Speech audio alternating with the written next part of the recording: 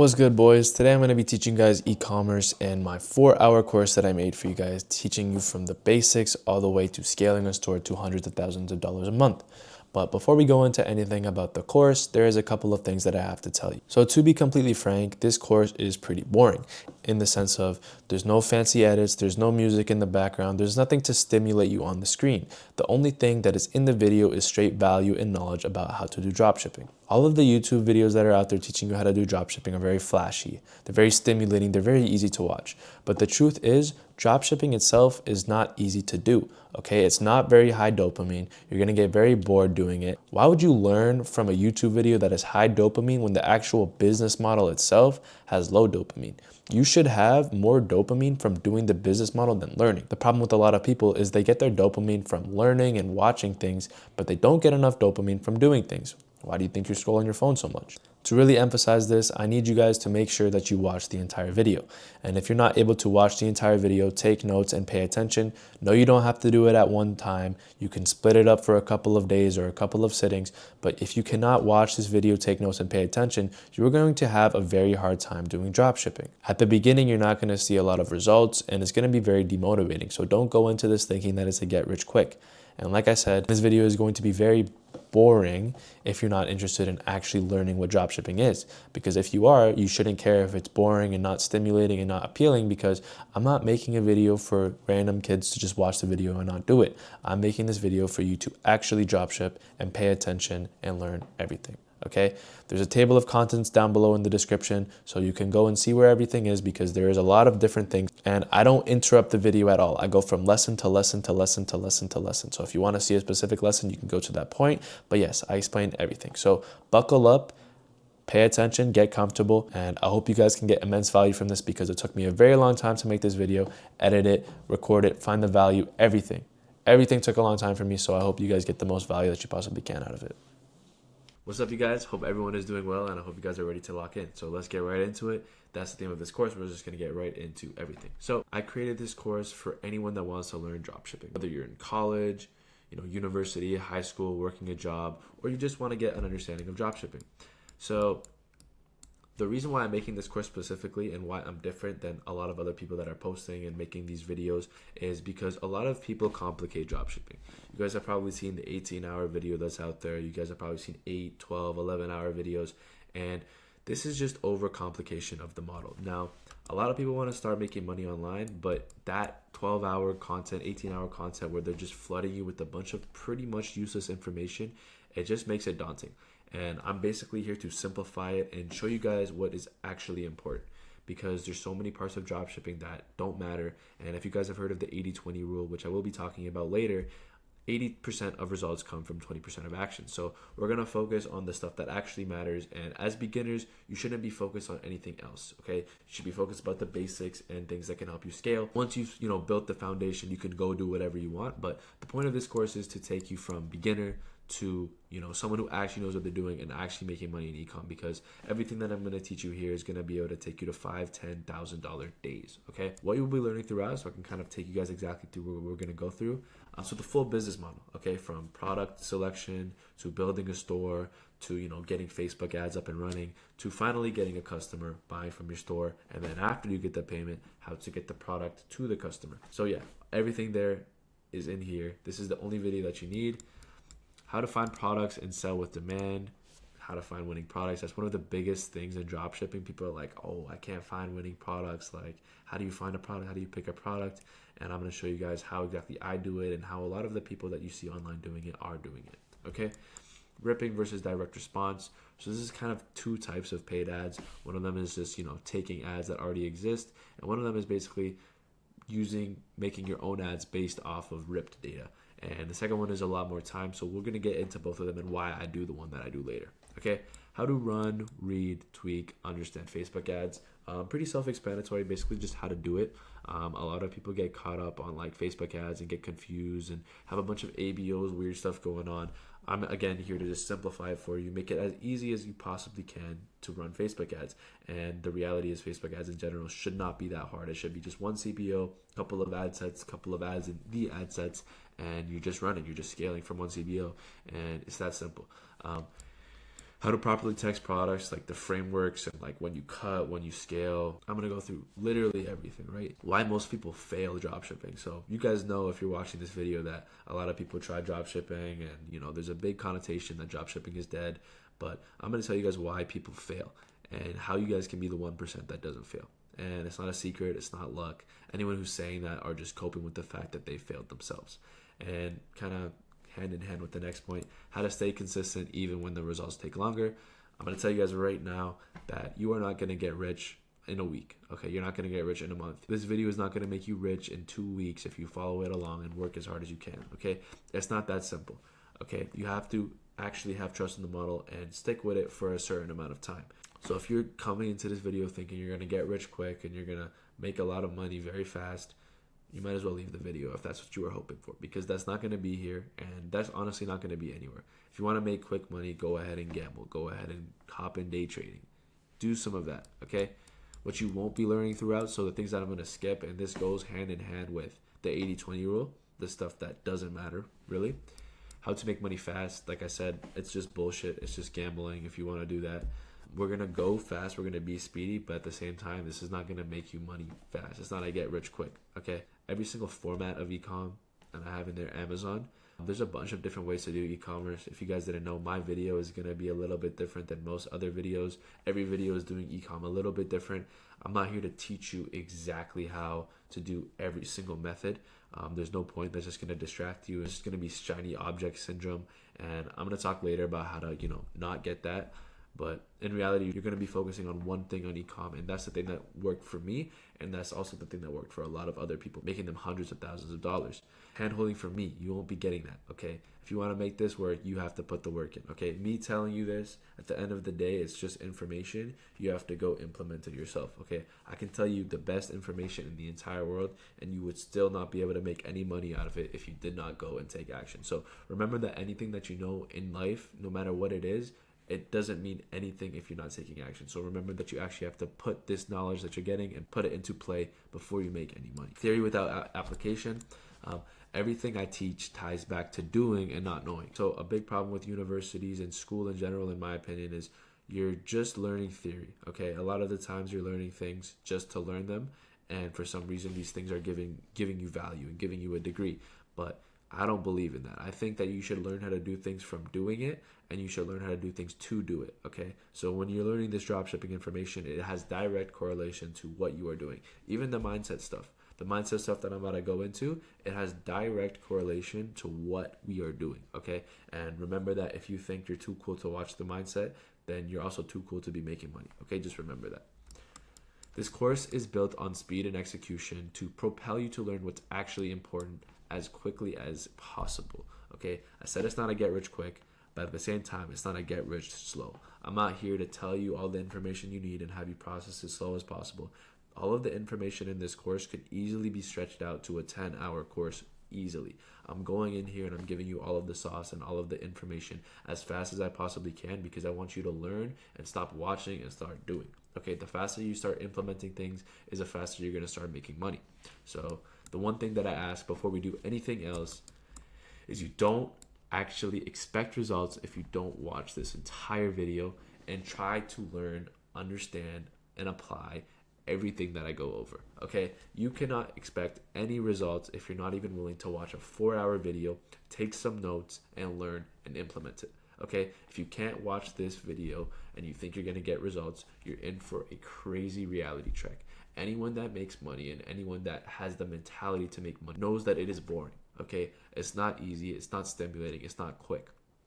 Once you start making the money, that's when the stimulant comes in. It's called delayed gratification. At the beginning, you struggle. At the beginning, you learn. At the beginning, you don't see any results. But after all of that, and after you start failing for a little bit, you're going to find one win, and it's going to be all worth it. So like I said, don't expect results if you're not willing to watch the entire video, take notes, and understand.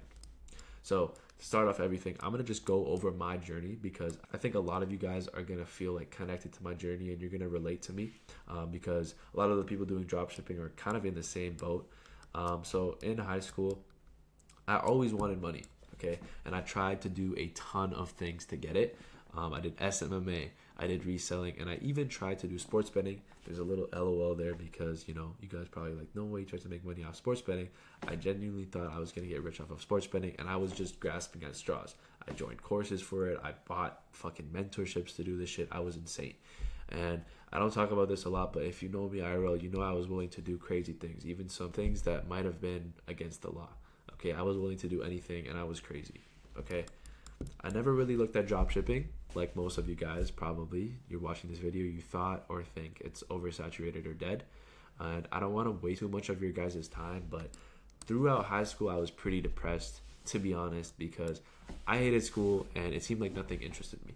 My parents would always tell me, they're like, nothing seems to interest you. And that's a pretty depressing life when no matter what you do at school or at home, nothing really matters to you. And I would just be going through life in autopilot, and I would just be like, damn, I don't care. Anything that I learned in school, and you know, growing up, I've always felt like I was an intelligent guy. I never felt stupid. I never felt like I couldn't understand things. But the one thing that didn't interest me was school. I honestly did not like school very much. I hated it. I hated going to class, and it just seemed like none of these classes interested me.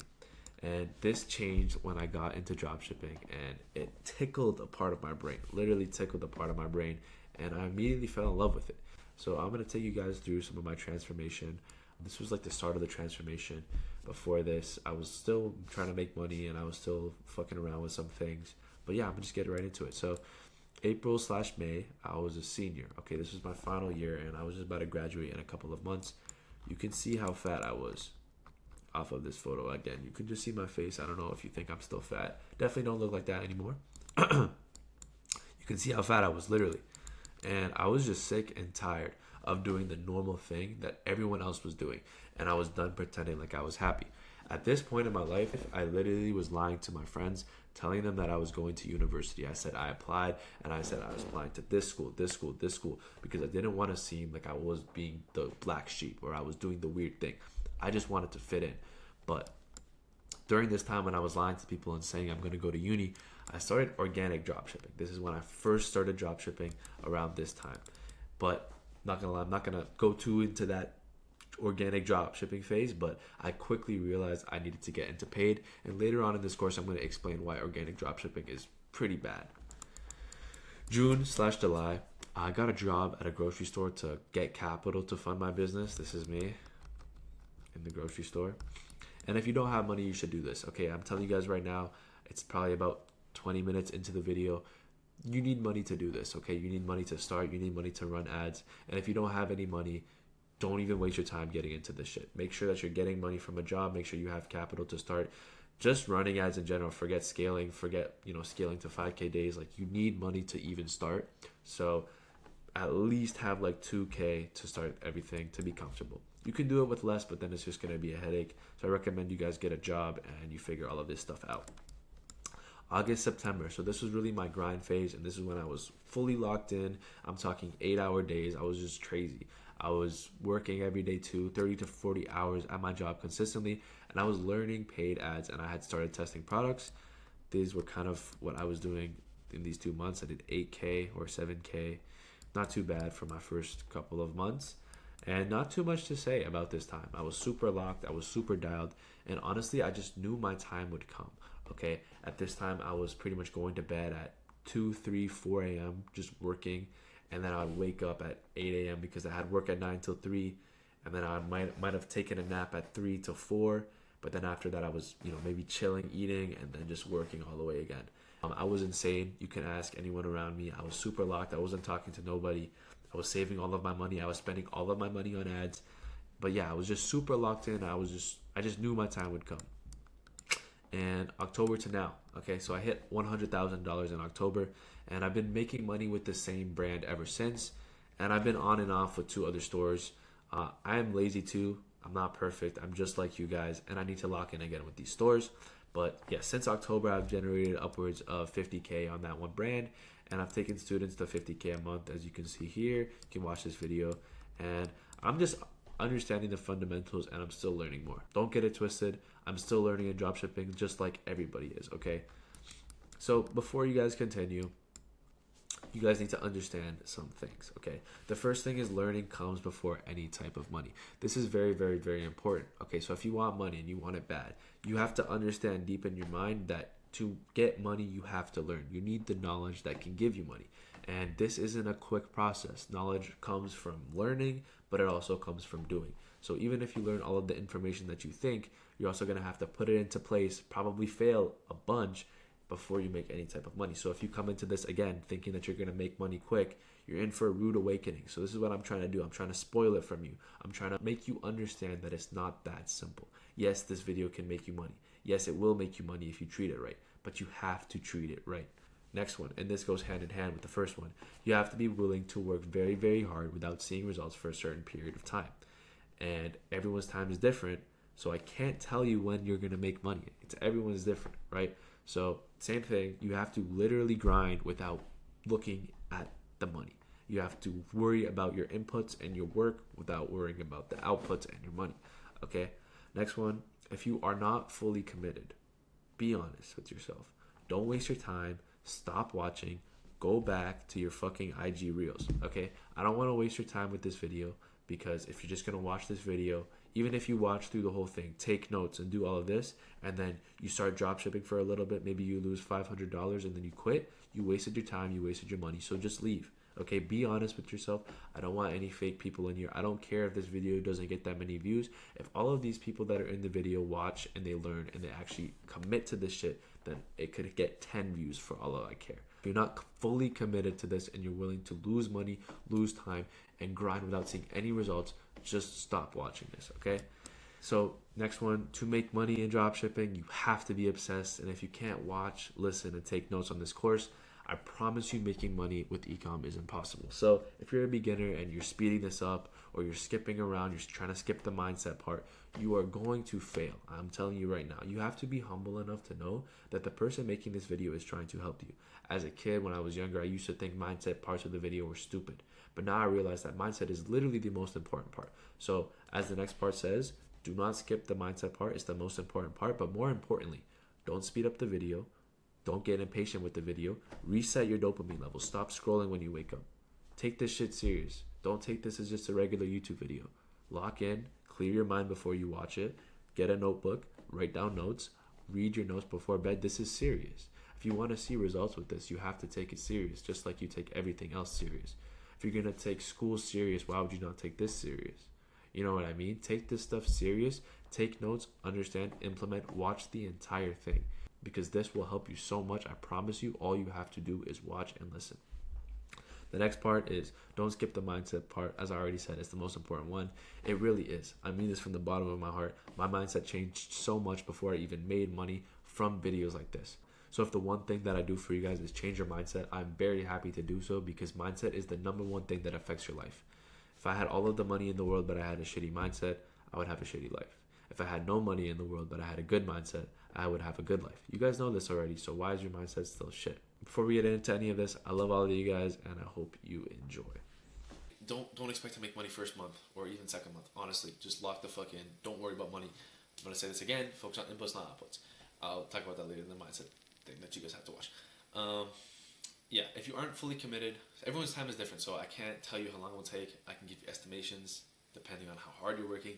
And, you know, depending on what you guys ask, depending on what you guys say in the community, I'll be able to tell who's serious and who's not.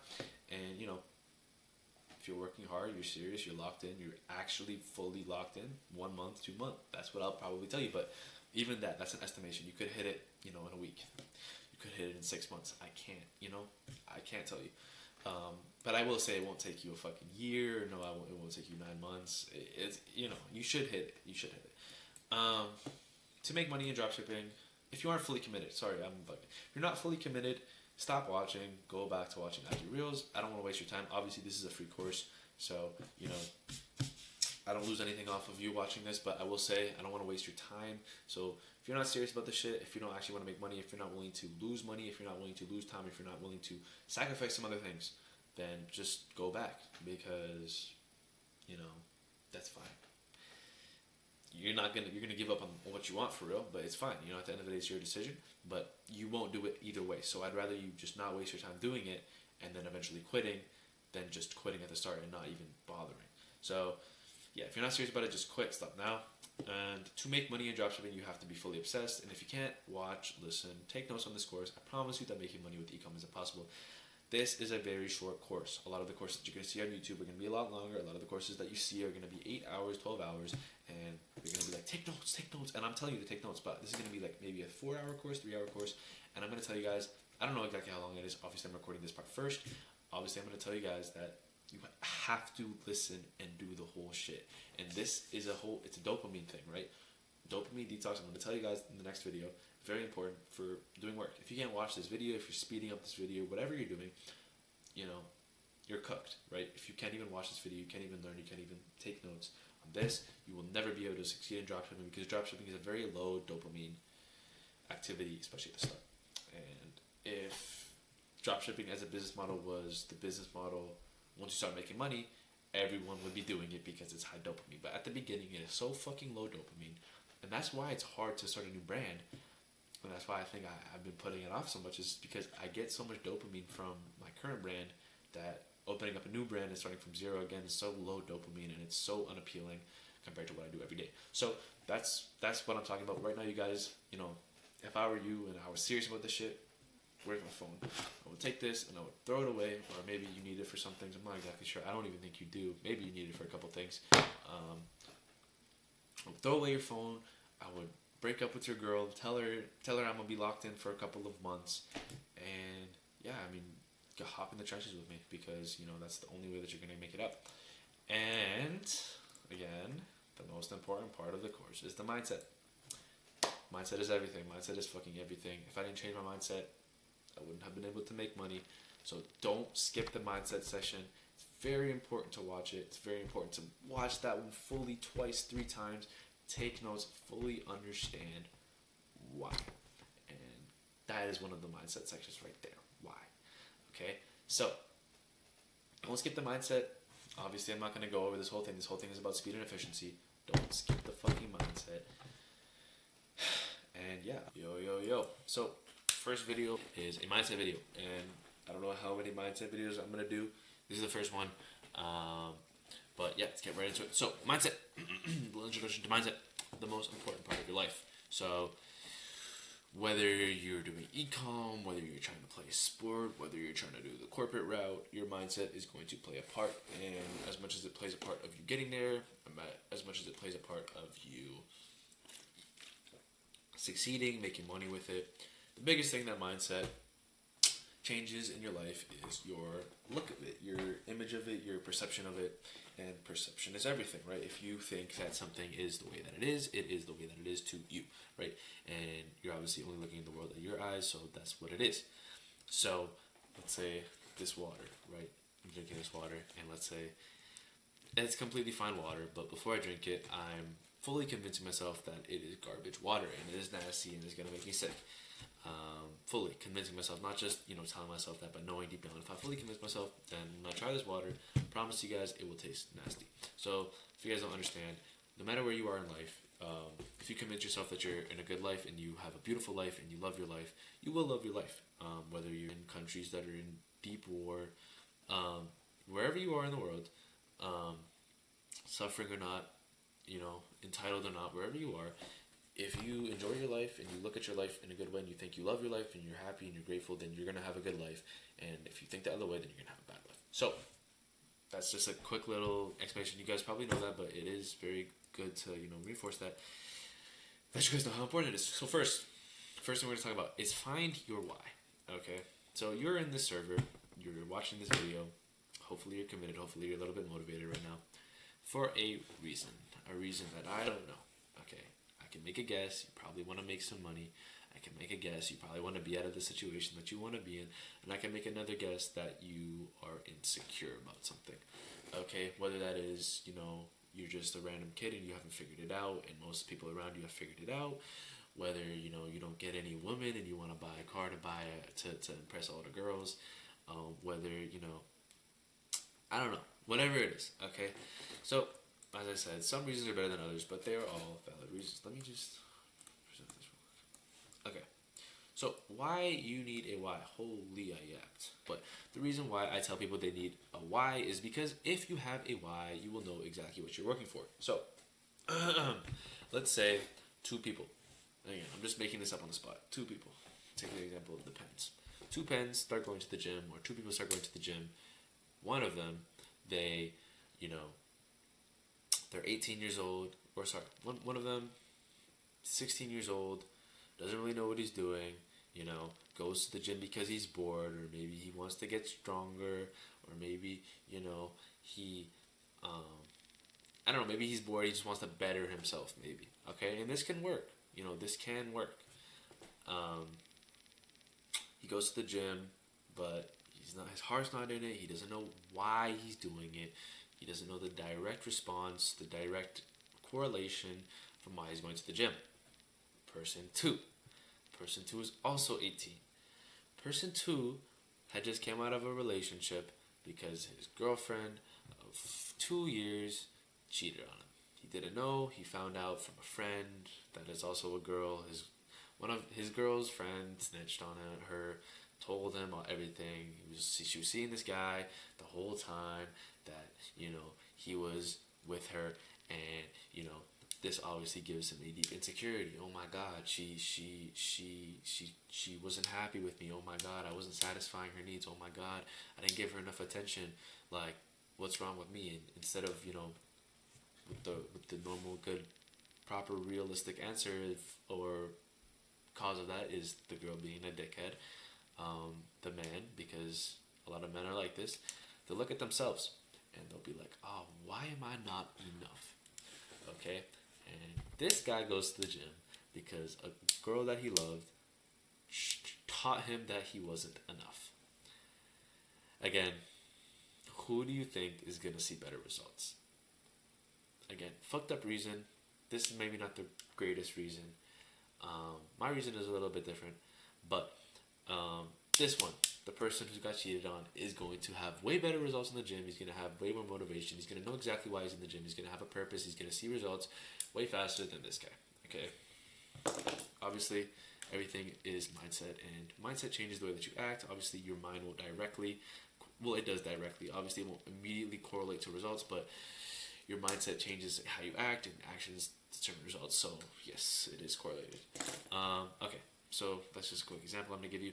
Think about any ultra successful person, or even most regular successful people. I think of Stephen Curry all of the time. I think of Stephen Curry as an inspiration. Like I said, I love basketball. I've been watching Stephen Curry since probably 2014.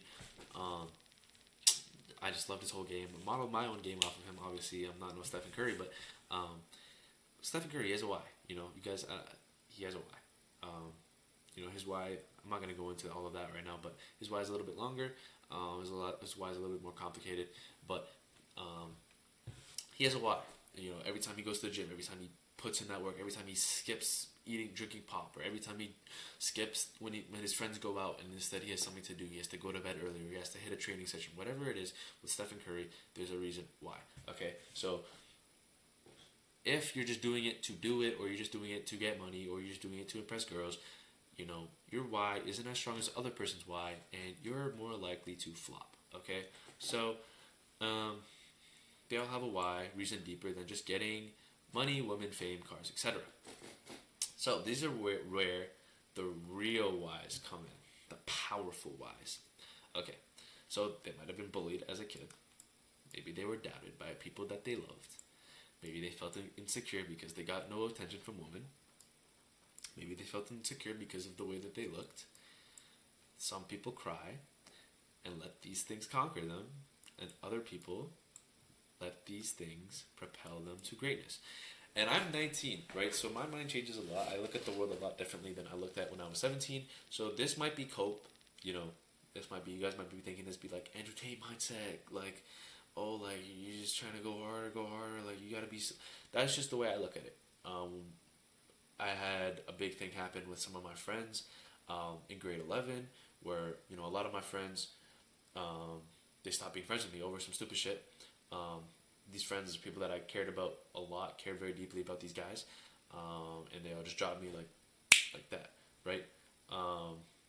My why is pretty complicated, though. It comes down to a lot of things, and I'm going to get to that soon, but that alone, that one little incident that happened, made me think, damn, like no one even cares about me for real. And again, this might be cool because just because I get rich and just because I make money, just because I become someone, because you're someone who you are, whoever you are right now, you are somebody now. You might not feel like you're somebody, but you are. Just like, I just wanted to say that, but like, this is why I say it might be cope, but it might be cope, but at least I'm gonna be coping in a Lamborghini and not being broke. And coping and saying I'm okay the way that I am, which you are not. I'd rather cope and be rich. Again, this is my mindset on it. This might like turn you guys off to dropshipping and be like, oh, I gotta fix my mental state and heal properly. Fuck all that. I ain't gonna lie. I just get rich, and then I'll figure the rest out later. So my why. The only reason I'm giving this away is to show you guys that, like, to prove to you guys before I even do this, to prove to you guys that, like, you guys will probably relate to it. You guys will relate to it. Some of you guys, at least one of you guys, will relate to it. And I'm saying this to show you guys that my why is relatable to you. Your why is going to be relatable to the next person. So don't be ashamed about telling people why you are the way that you are. So my why. I always seem to be good at stuff, not great. Okay, so anything that I ever did in my life, whether that was chess, piano, basketball, Fortnite school, yes, I said Fortnite. At certain times in my life, I actually wanted to pursue these things, and I'm not gonna sit here and lie and say my parents or my friends. I was the person who always like be in the back of my head, being like, okay, yeah, you're good. I've been good at things, but I've never been great. I enjoyed these things very deeply at one point in my life, but let me take this off. Actually, I don't know why I have that headphones on, but like at the end of the day, you know, you remind yourself that you're not good, and I'm a competitive person. So when I realize I'm not good, and there's a lot of people better than me, that just kind of turns me off to doing that. Not good enough. As I got older, you know, I kept finding that I'm mediocre, and I lost a passion for a lot of things. I've always wanted to be the best, and this is not correlated. These two things. So go ahead and do that. People would treat me as less for sure. Whether that because maybe, you know, I was a chop little guy. Maybe you guys can call me chop now, but I'm a little bit more secure in how I look now. Chop little guy, you know, didn't talk much. Was more on the quiet end. Definitely still am. You know, I talk with my friends and everything, but definitely, like, if I don't know you, I'm not gonna talk very much. So people would definitely treat me as less, and they could because, you know, I wasn't a hothead. I wasn't talking shit. I wasn't a scary guy. Very just chill in his own corner, just, you know, chilling. Took all of this. I really did take all of this as of March or April or May of last year, and I turned it into the burning desire to be great at something and to be someone that people look up to. And again, I'm nowhere close to where I want to be, but I'll tell you guys right now, people DM me every day, and I know I only have, at the time of this recording, 350 followers, but you guys would be surprised, bro. Like, not even on IG, like some of my old friends, not even my friends, some of my old acquaintances, they'll be DMing me or messaging me on Snap or seeing me in person and just being like, yo, your shit's so cool, like, I want to do what you do.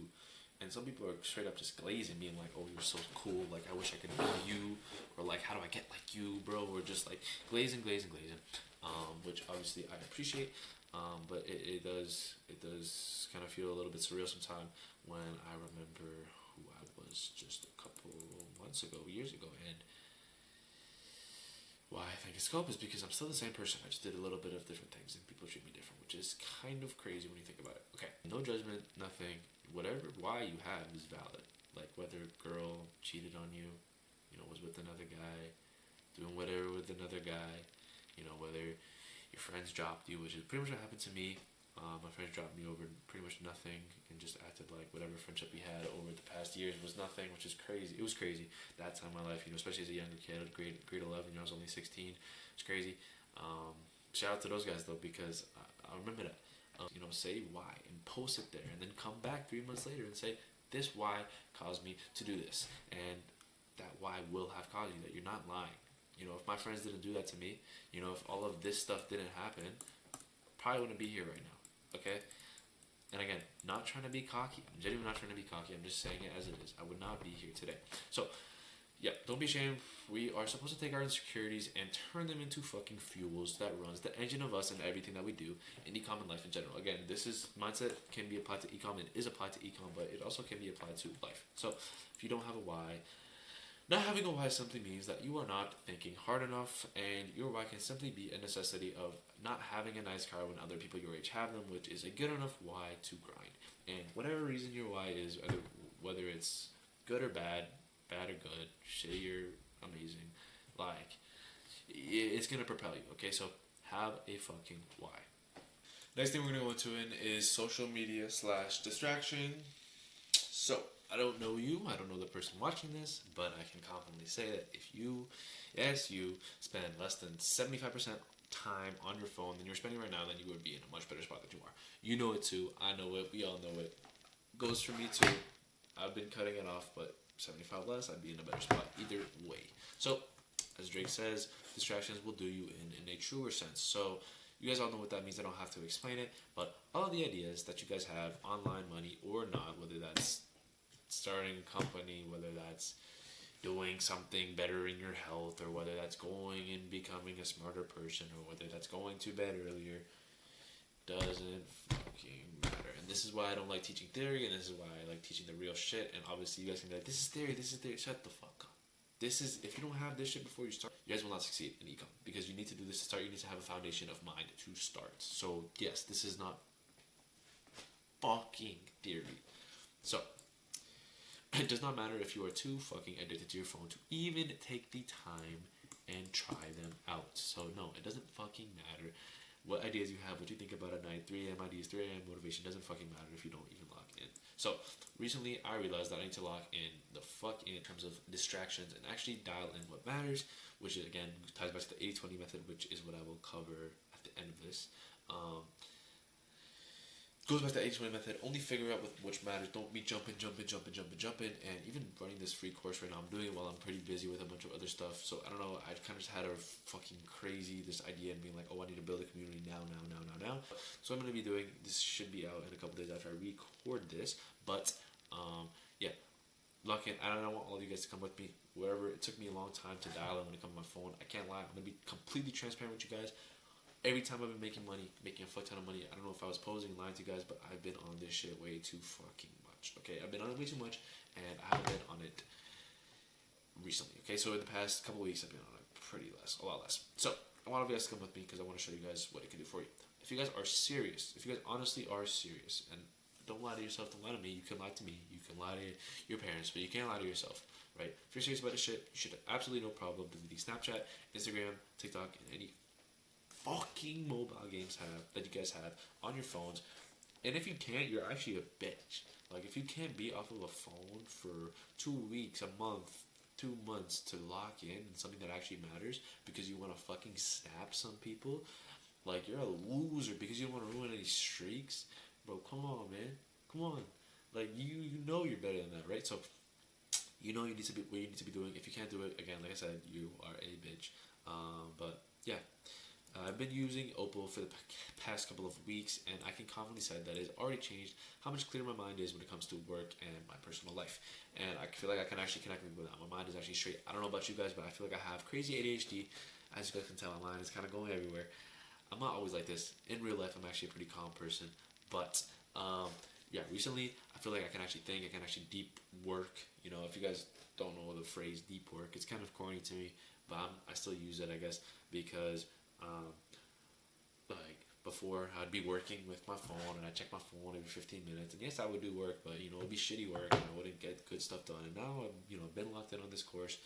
If I want to go on Instagram, this comes up. I don't know if it's might be reversed, but it says excellence over Instagram. Don't settle for average. Bring your best to the moment. Then whether it fails or succeeds, at least you know you've given all you had. If you guys actually read this shit, you'll be like, oh, what the fuck am I going on Instagram for? I'm going on Instagram to go on Reels and scroll mindlessly. So no, I'm not going to use Instagram after I read that shit. Okay? So get off your fucking phone and read a book. And no, you're not going to be doing ecom 24/7. Yes, you're going to have some time in your bed chilling. Yes, you're going to have some time on the toilet fucking taking a shit. Yes, you're going to have some time when you eat. Yes, you're going to have some time just chilling. You don't have to be doing ecom literally 20 hours a day. No, but I am saying don't in your free time scroll. You're fucked. You're stupid. So I have some books in there. Oh shit, it's not my fault. But this book, I'm almost done it right now. I've been reading it for the past couple of months because I do read a lot of books at the same time, so I don't really like lock in on one thing. Really teaches you how to be nicer to people and try to understand people from their perspective.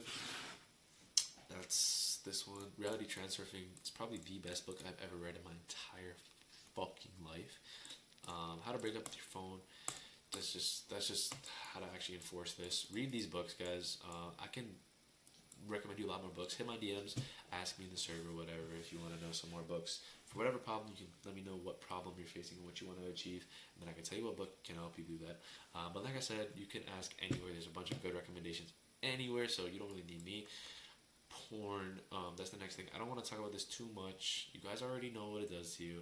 If you're watching porn in the Big 26, I don't know. You guys need to stop. There's a lot of people that are like that, and I know a lot of people that are like that. So if you guys want to actually better your life, because you can better your life while still doing that, but you always have a little weird thing in you. Depends what kind of person you are. It does affect more, like, some people more than others. But definitely, like, regardless of how you're using it or what you're using, it's really bad for you. Too much dopamine. So you guys go on a dopamine detox, but you guys aren't serious for that. But yeah, porn is the worst thing. It just spikes your dopamine. It doesn't let you focus on real tasks. It's really bad. It's really bad. You shouldn't want to watch some random woman and man do that. You shouldn't want that. I don't know why you guys do. But, okay, so next one, relationships/friends. So, dealt with both of these myself. I can confidently say there's a fine line between, like, which type of girl it is. So, like, if your girl is genuinely helping you, supporting you, doing this, doing that, obviously I'm not going to be like, cut her off. And it depends how serious you guys are. Obviously, if you guys are fucking married or, you have whatever. But, I'm talking about this for people like me. Again, I don't know if she's watching this right now, but, if you're 18, 17, 19, 20, 21, and, not necessarily you don't see a future with them, but more so like you're not getting much out of it right now. You're just kind of with each other just to be with each other. And she might be hindering you. She might be wanting you to text you. She might be wanting you to text her a lot. She might be wanting you to see her a lot. She might be wanting you to buy her shit, go out with her, spending all this time that you don't have. And I'm telling you guys, might be gooning around right now, having a lot of free time. But once you get into this shit, you actually lock in, you're not going to have that much fucking time, I promise you. So, yes, should it be hanging? Oh, sorry. Yes, girlfriend, weird line when it comes to that. I would say like 90% of the time, just tell her to kick rocks, especially if she's not your girlfriend. Cut that off. That's just more dopamine, especially if you're like, I'll just say if you're like having sex, or making out, or hooking up, whatever you're doing with her, if you're getting dopamine out of her and you don't see her as like a real partner, yeah, I'm out of that if I was you guys. Again, in a relationship, it is different, but either way, I would say like what I did. And when I first started the ship, I told her, and we were kind of in a relationship at the time. I told her, I was like, I just need for sure a month to lock in.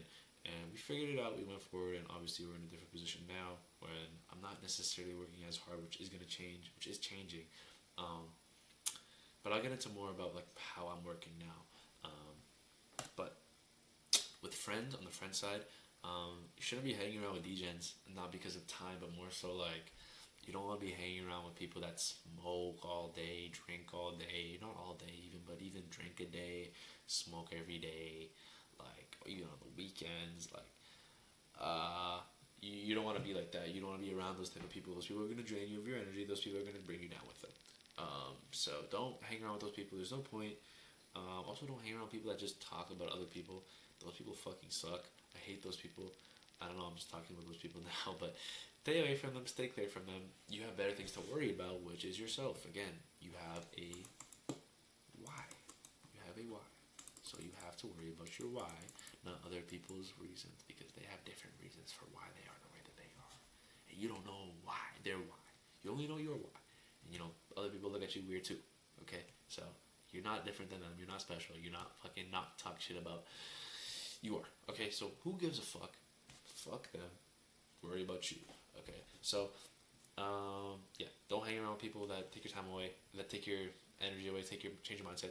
Also, time too. If you're hanging out with your friends and just fucking gooning, hanging around with them to hang out, to go get food, to go link up and talk.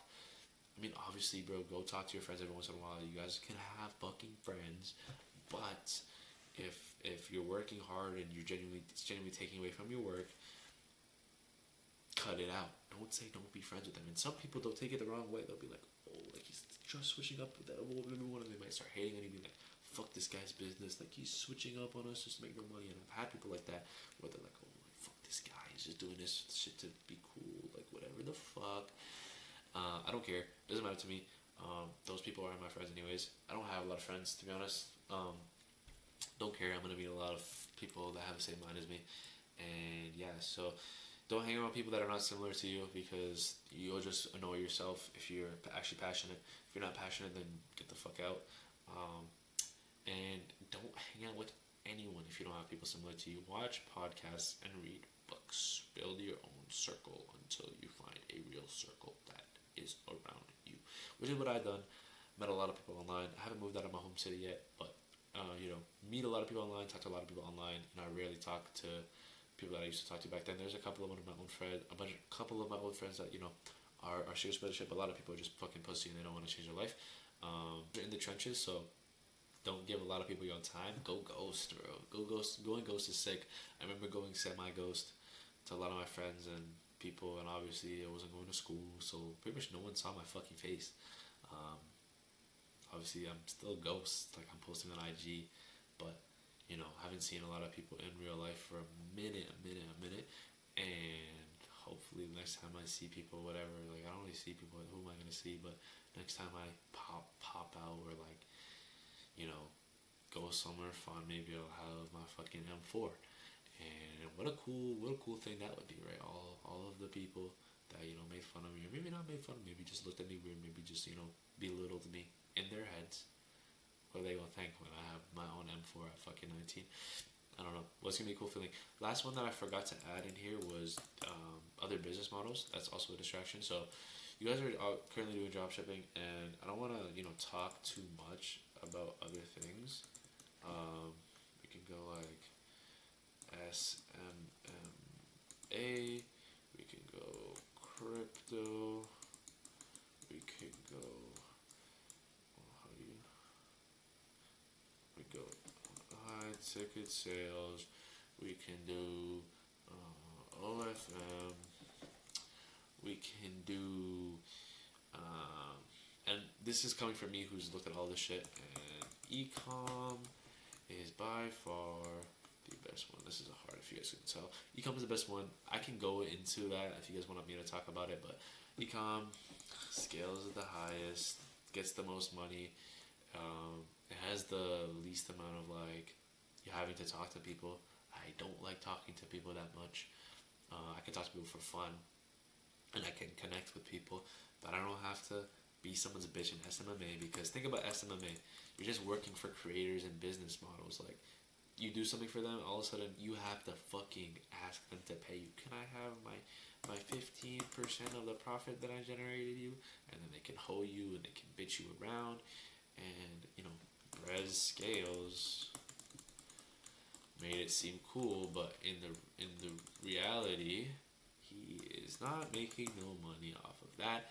He's more making money off of info. Scale is fully the top. I don't want to talk about Brez Scales, but all I want to talk about is you guys should not do anything else. And when you're doing this, it's very important to not focus on anything except ecom, because if you do, then you're not going to give ecom the full time it deserves. And yes, you're not going to succeed right away, and you might even see faster success with something like SMMA or crypto or not OFM. OFM takes a minute. By the way, I said I don't have friends. I have a lot of friends. I have a lot of people that I know that are in all these things. So yes, I have people in OFM. Yes, I have people in crypto. And I can confidently say that like the most people that make money are in ecom. If you guys want my honest opinion, I'm not just saying this because I do ecom. And yes, I've tried a lot of things. Honestly, the one thing I haven't tried is trading, but I have friends who fucking hated trading. They've been in it for a long time. I know people that have switched from trading into ecom. I wonder why. But yeah, I don't have any text for this, but you guys need to make sure that like you're not fucking trying to jump model to model, see something on IG because you're scrolling and see try this. Like no, lock in on ecom, lock in on this specific method that I'm teaching you, because even in one business model like e-commerce, there's a bunch of fucking different models throughout. So yeah. Okay, guys, so the next one is going to be focusing on your inputs and not your outputs. Okay, and I don't know if you guys have heard this before, but this has been something that I've recently, started to understand and really like dive into mentally. And I'm just gonna give you guys a quick example.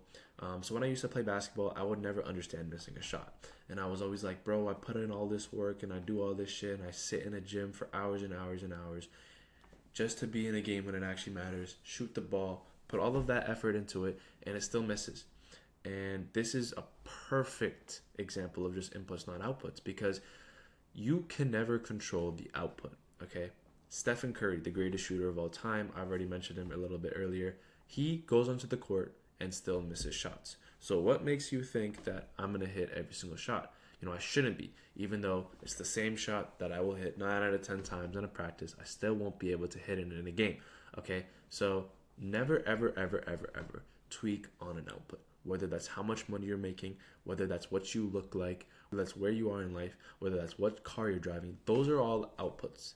The only things that you should ever worry about is inputs. How much water are you drinking? How much are you going to the gym? How much are you putting work into yourself? How much are you working to make money? How much are you actually learning things? Okay? Those are all inputs, and those are all things that you can control. Everything else comes from inputs. Okay, so we're going to go on to the next point where I said, when I started in ecom, I was so demotivated seeing 100, 200 bucks a day and seeing kids hit 100K days, or 10K days, sorry. I was actually hitting $0 a day a bunch of days and just spending money on ads, so I could be spending $0 here, but I was so demotivated, and I'm surprised that I'm here, to be honest, because I wanted to quit so much and I just wanted to pack it up and go to university like everybody else. But I was so demotivated because I was looking at the output and I was like, why am I getting 100, 200 bucks a day? And I wasn't thinking it's because of my store or it's because I don't understand it. I was just thinking, like these guys are just seeing, like I wasn't looking at it that way. I was just looking at the output. Damn, he hit 10K in a day. Damn, like that's sick. That's crazy. And now the way I look at it is like, well, those people hitting 50K days, 100K days, it's like they know something I don't, and they put in reps that I haven't. And I don't ever look at things in outputs anymore. When I see someone with a Lamborghini, I'm not like, damn, like fuck, he has a Lamborghini. I'm thinking, damn, he put in so much work and he did so much efficient work and he made so much money off of doing X, Y, Z. That's why he affords a Lamborghini. And this is very, very important in ecom, because at the beginning, you're not going to see any money. You're going to see a lot of $0 days. You're going to see a lot of $60 days. You're going to see a lot of $30 days. And these things will demotivate you if you are only focused on the output or you're overly focused on the output. You have to understand that you have to be tunnel vision on the input. Learn, execute, test, iterate. Those are the only things. Those are all inputs. Don't worry about anything else. Anything that you see is an output, okay? Anything that you see online, whether it's money, car, status, anything, any celebrity, any rich person, any good-looking person, whether that's a girl or a guy, they did not come into this world looking like that, having that money, having that status. They had to put in so many inputs and so many tests and so many attempts, and it might have been easier for one person than another, but they still had to do that, okay? So never compare yourself to other people in terms of output. The people that you are looking up at are there because they understood this concept, okay? This is a very important concept because you will never be able to reach these outputs if you don't understand that you can only control your inputs, okay? And focus on inputs, not outputs, because as I said before, there is only one that you can control. So why would you ever worry about something that you can't control? I still do it. I'm not perfect, but every single day I'm trying to work on not worrying about any output ever. Okay? Damn, I only made 1K. It was a slower day today. Damn, like fuck. Why did I do that? Right away. Okay, don't even think why. Like, damn, don't think like that. Don't look at the output. Be like, why? Why did that happen? Okay, and this is going to be the last lesson for mindset, so you can see you guys in the next video. So, the first thing that you guys want to look at when you're doing dropshipping is finding a product. So, These are the criterias, and might be you guys might have seen this before. Maybe you have, maybe you haven't. But I'm gonna actually explain to you what this does and the difference between me and everyone else.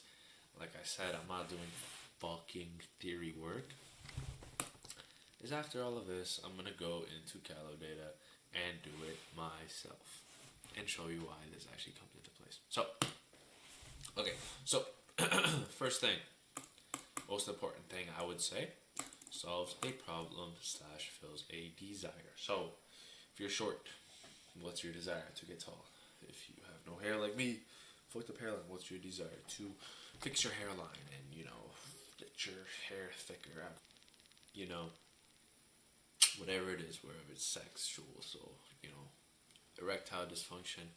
It's a huge winner for people. Whatever their thing is, right? Small little gadgets usually don't do too well unless they solve a problem. Clothes usually don't do too well unless they solve a problem. So that's the main one. Solves a problem, fills a desire, goes into pain, insecurity, sex, all of that stuff. Everyone wants to have better sex, so if a product can make them have that, they're gonna buy it. Viral effect is the next one. So if it looks cool, it's pretty self-explanatory too. Like, you don't want to buy something that looks bland. It's not gonna catch your eye. It is a little bit different when it's like a supplement, maybe.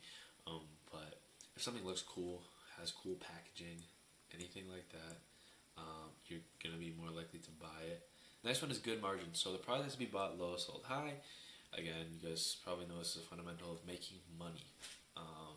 Obviously, you guys, if you worked a job, you don't really understand this, but stocks, trades, whatever, reselling, buy low, sell high. Same as dropshipping, buying it from a supplier. So, for example, if you're selling these creatine gummies, and I brought this up from a long time, most people know creatine gummies are going to be around 30, 40, 50, maybe even $60. No, you cannot sell creatine gummies for $120. No, you can't sell it for $20. So this gives creatine a pretty high margin, right? It's not going to be too much. You could probably get this exact product from China for like $8 to $10. And yes, you can definitely sell it for upwards of $40, which is good. And I didn't put here how much, but it should be at probably 4x plus markup.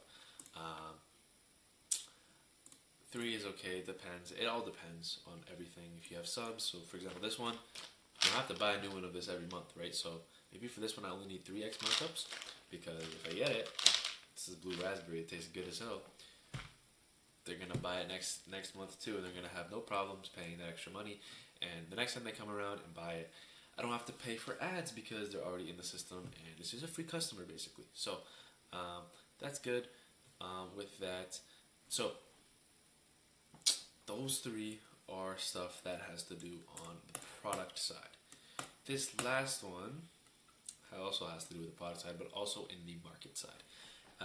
So market is the biggest thing in dropshipping. So if there's no market for a product, or there's not big enough market for a product, then it means that you're not going to be able to sell it, because let's be honest, while dropshipping is not saturated, while dropshipping is not, dead, there are a lot of people running products. So let's say creatine isn't too oversaturated, but let's say you're running, let me find an example, collagen. Okay, whether you're running collagen powder or collagen gummies or collagen pills, wherever the fuck you're running it, whatever type of ad you're running, whether static form, video form, native form, whatever you're doing, you're cooked. Because you're not cooked, but there's a lot of more competitive than others, and obviously you can still differentiate yourself because I'm gonna get into this after, but because the market is huge. So the 4th one is proof of concept. You know it's working because you've already seen it work, and I don't know why it says no, but I think it's low to no, low or / no comp in the market for your product, but huge TAM. TAM basically means total addressable market. So I'll show you guys an example of TAM. You guys learn something new every day, because I don't think school taught you this. So this could be a TAM, total addressable market. this big circle. So let's say, like I said, you're going collagen. Let's say your brand is Avela. Okay, so you're gonna be selling collagen and your ads. So I'll explain to you how ads work and how we're gonna be running ads, but how you can also run ads. But let's say Avela is making ads for people like me. Obviously, focus on their health. I don't know if you knew me. Obviously, you didn't know me, but if you've seen me before, a long time ago, I had really, really bad skin. And it's not great now. Obviously, the camera doesn't pick up all of the acne, but it got a lot better. So with that, I would say part of the market, so it could be a little circle in here of collagen, because I know what collagen does. I've been in the game for a while. Collagen helps with the acne. Obviously, some of you guys, some geeks out there, are gonna be like, no, no, no, no, it does help with acne. Do your deep research. But acne, okay? Acne, I can't write it all in there, but that little circle that some ads are going to be going to can be going for acne for 18 to 21-year-olds. This little circle. Realistically, let me redo this shit, because this is really important for you guys, and I want you guys to fully understand it. This is a really big circle. Let me make a better one. Really big. Okay. TAM. Retarded. And you're running collagen, and your brand is Avela. Okay. So, tiny. I don't know how tiny it is, but whatever. Let's say it's that big. My OCD is coming in. Tiny, right? This is the whole total addressable market. This tiny little thing is me, Joseph. People like Joseph. Young kids that care about the way that their skin looks and want to improve on their skin. 18 to 21-year-old. Honestly, it's probably bigger. 18 to 29-year-old skin. I hate writing on this shit. Skin problem. This is a small little circle. Okay? A probably much bigger circle. This big ass circle in the collagen market is probably for 50 plus year olds who want to fix / help joints. Okay? And I don't know, it's gonna be hard for me to do this off the top of my head, but another one could be knees. People have bad knees. Another one could be neck. For some reason I had neck starting with the K. Again, it's late for me, allow me guys. Probably maybe a big circle would be like, I don't even know, people, just generally people obsessed with like that type of health, like supplements and stuff. That'd probably be a pretty big, people. I know people that just buy supplements if people say they're good. Okay, shitty drawing. Like I said, it's not meant to look pretty, but these are all little circles, and obviously the whole tan is filled with mini circles, tiny little circles throughout, covering the whole thing, and they're all different people. That one product, collagen, is going to be shown to 1 million people. That this product hits. Okay, this product is going to be shown to hundreds. Sorry, not shown. It can be applied to hundreds and hundreds of thousands of millions of people in the USA alone. Okay, so the crazy part about the world is, not the world, the crazy part of the USA is people have ran products like this, hitting one little market, like maybe not the big market even, maybe a market like this tiny little market, Avela. Avela is not a real brand, I'm making it up. This is TAM, okay? Total addressable market. A bunch of different things that I went over. Avela ran this product. Mind you, there's a lot of people running it already. And they targeted this market with this product. With ads, whether that be native, statics, or videos. And they ran up to 1 M per month. I don't know why I wrote $2 signs, but okay. So that should blow your mind, and that right there is why dropshipping will never die. Okay, so one TAM. TAM is huge. You guys have to wrap your head around TAM. Books. Okay, a book. This is a specific book, very specific. Same with collagen. This collagen is probably different than every other collagen. But multiple people can be running this book and they can be not even competing with each other because they are hitting different markets. Little places like this. What did I say this one was? Can't even read my own writing. But 50-year-olds I want to fix. No, that was this one. This one was people obsessed with supplements. They probably aren't doing that because that's a little bit too that this one would probably be hit like on accident. But they could even hit an M off of something like this. Collagen is a huge market, guys.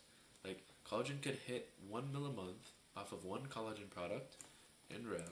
Let me not say a profit. And I'm talking about per month. It could probably scale past that with this little market, this tiny market. And it is different in this competition, but the whole thing about, markets and everything like that is to find an untapped market within a saturated product. So think about it like this. This product, again, we use Calo. I'm about to go into Calo in a second to show you guys what it actually is like. Super saturated on Calo. Million rev, been out for 6 months. Super daunting to run. But when you look at it like this, it becomes a lot less daunting because you go into Ads Library and you look, what the fuck are people saying about this product? And what the fuck are people running it to? Who are they targeting? Are they just targeting 50-year-olds? Or are they just targeting people like me? And you can scale to crazy numbers on any product. So we're going to play a little game because, like I said, everything I do is real. So it's here, but this is the biggest thing in dropshipping, okay? Whether you think it's complicated or not, this is the biggest thing to understand with dropshipping. You have to understand that just because a product is saturated, just because a product is being ran a lot doesn't mean the product is saturated. It just means a market for the product is saturated, or an avatar. You guys are probably going to hear avatar just because I'm not using the word avatar. Does not mean I don't know what I'm talking about. I know how to use the word avatar. I just think it's kind of brain rot, and it's just like, avatar is just brain rot, bro. I don't like saying avatar because it's like, who's your avatar? Shut your bitch ass up. So avatar equals which type of person your customer is. I probably could have worded that better, but exactly what type of person solves, which type of person has the problem or has the desire or has the pain or has the insecurity or has a sexual desire or looks at these viral effects and wants that. So like I said, I just went over a bunch of avatars for collagen. So I am an avatar for collagen. You're an avatar for something else. People that go to the gym, creatine, right? But like I said, look at this. Creatine, this is another example. I'm going to go into it a little bit more because I want you guys to fully understand this. Creatine is not just for gym goers. I don't know what I was trying to say fully for, but creatine has a lot of different purposes. It also helps with older people and deals with their bones and whatever the fuck they deal with. I don't know exactly what it is. I've seen studies. Haven't really gone too into it because I haven't actually sold it myself. But there's a lot of different avatars for creatine itself. For books, okay, this book right here. Tons of avatars that go for it. I'm 18, 19 years old reading it because I want to better myself.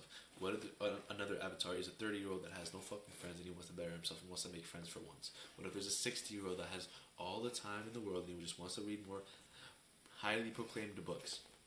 You're probably not dropshipping a product like this, but it's very important to understand the market, and there's going to be a lot of different types of people that want a product. So without further ado, guys, we're going to go into this, and I'm going to go over everything, okay? This is going to be a really important product, really important video for you guys, so obviously take notes if you haven't already been. But I'm going to go into Calidata. So if you don't know what Calidata is, it's basically where I do my product research, because I do rip. I think it's the best thing. I'm not going to go into that right now. I'm going to go into ripping later, probably at the end. Just to show you guys, if you want to skip the end and see why I rip versus direct response, you can go ahead and watch that now. But so first, So talking myself out of breath. Yesterday, this is the filter I use right now. It's been recently been kind of good, but I like going into revenue and going 50K minimum. I like, going to launch date within 30 days. I like going to growth rate going 500%. For the sake of this video, though, we will just go yesterday. And yesterday doesn't mean launch yesterday. Yesterday literally just means how these products did yesterday. Okay, so we're going to take, I'm not going to you obviously have a good eye for it. But Calidata basically is a TikTok shop spy tool. So these are all products that have done well on TikTok shop, and they're on here now. So right here, I'm gonna just go take this product, watch a quick video on it. Okay, so, oops.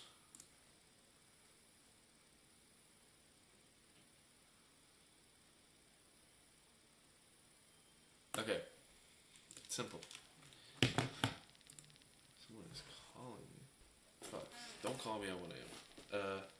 Did 94K, probably because one ad popped off. This vid got, so whatever, this one, you guys saw the video. I'm gonna just take a screenshot of it. So, I don't know exactly what this product is in terms of like what it does. Obviously, you're telling me 60 billion probiotic, physician's choice doesn't sound like a huge brand. It's saying new arrivals, but it sounds like a trio supplement. So, we're just gonna go and line these up with this winning product criteria. And I'm gonna explain to you that this is the most important one. So, solves the problem. I think you guys saw by the creative, the first creative. Creatives are ads, by the way. So I don't know why people say creatives. But as you can see, look at two. I guess if you, okay. You guys can see the frame.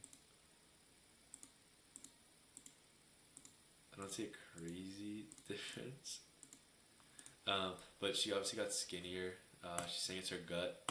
So a big thing is like gut. You, to stop to lose fat, you gotta fix your insides. That's a big selling point. Fix your insides, and then your outsides will reflect that. Obviously, I'm not a doctor, but that sounds right. So that's kind of what that video is angling at. Just like lose weight, it makes you lose weight. This is a different type of video, so there's a bunch of different type of videos, a different type of ad. Listen to this one.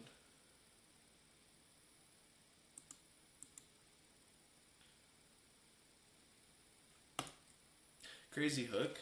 I'm not gonna listen to the rest, but obviously it's just a VSL, which is like a video sales letter. Trying to sell you on this product, telling you a bunch of things. Obviously, she's a UGC. She's making the content as if she's like just reviewing it, but obviously she's getting paid for this, so it's not really real. But obviously trying to sell you on the reasons, probably your gut health, which is gonna make you slimmer, which is gonna make you feel better, make your digestion better. So obviously, this product problem very obviously solves the problem of people being like overweight or bad digestive systems, whatever it is. I didn't go into it too far, but this is the definition of solves a problem. Okay, viral effect. Looks cool and looks new, different. It's saying new arrival. On your website, you could probably make it look kind of cool. With the creatives, not so much. I will say, when you have one, you don't necessarily need this one. Depending on the creatives, it's obviously best to have as many as you possibly can. But I would say this one is like half. It looks a little cool, new arrivals, doesn't look ugly, it looks a little bit, pleasing to the eye. Good margins, 100%, this product has good margins, 1,000,000%, just because, one, you're selling it as 3, I believe. Maybe, I'll see what the content is.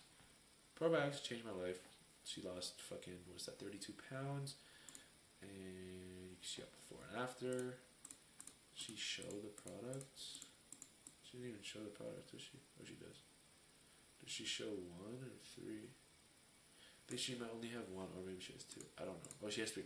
See, so they're selling all 3. So you're probably gonna, if you were to sell this, bundles are a little bit of a headache, especially for beginners. If you were to sell this, you could sell all 3. Another type of video.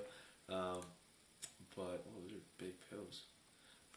You could definitely make it look good. Honestly, it looks pretty good for that. But perceived value, oh my days, bro! 3 supplements. So imagine if you go into like, I'm in Canada, so imagine if you go to Shoppers Drug Mart. I don't know what the equivalent is there, or if it is literally just Shoppers, like a drugstore, pharmacy store. Try to buy 3 of these, bro. Like you're spending upwards of 100, 120, maybe even 150, bro. Like you're dropping a bag, bro.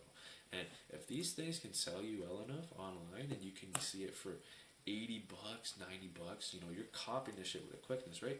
So, with these, because they are a little bit bigger, you probably would have to spend for all three maybe about 23 bucks, I would say, for this to be shipped.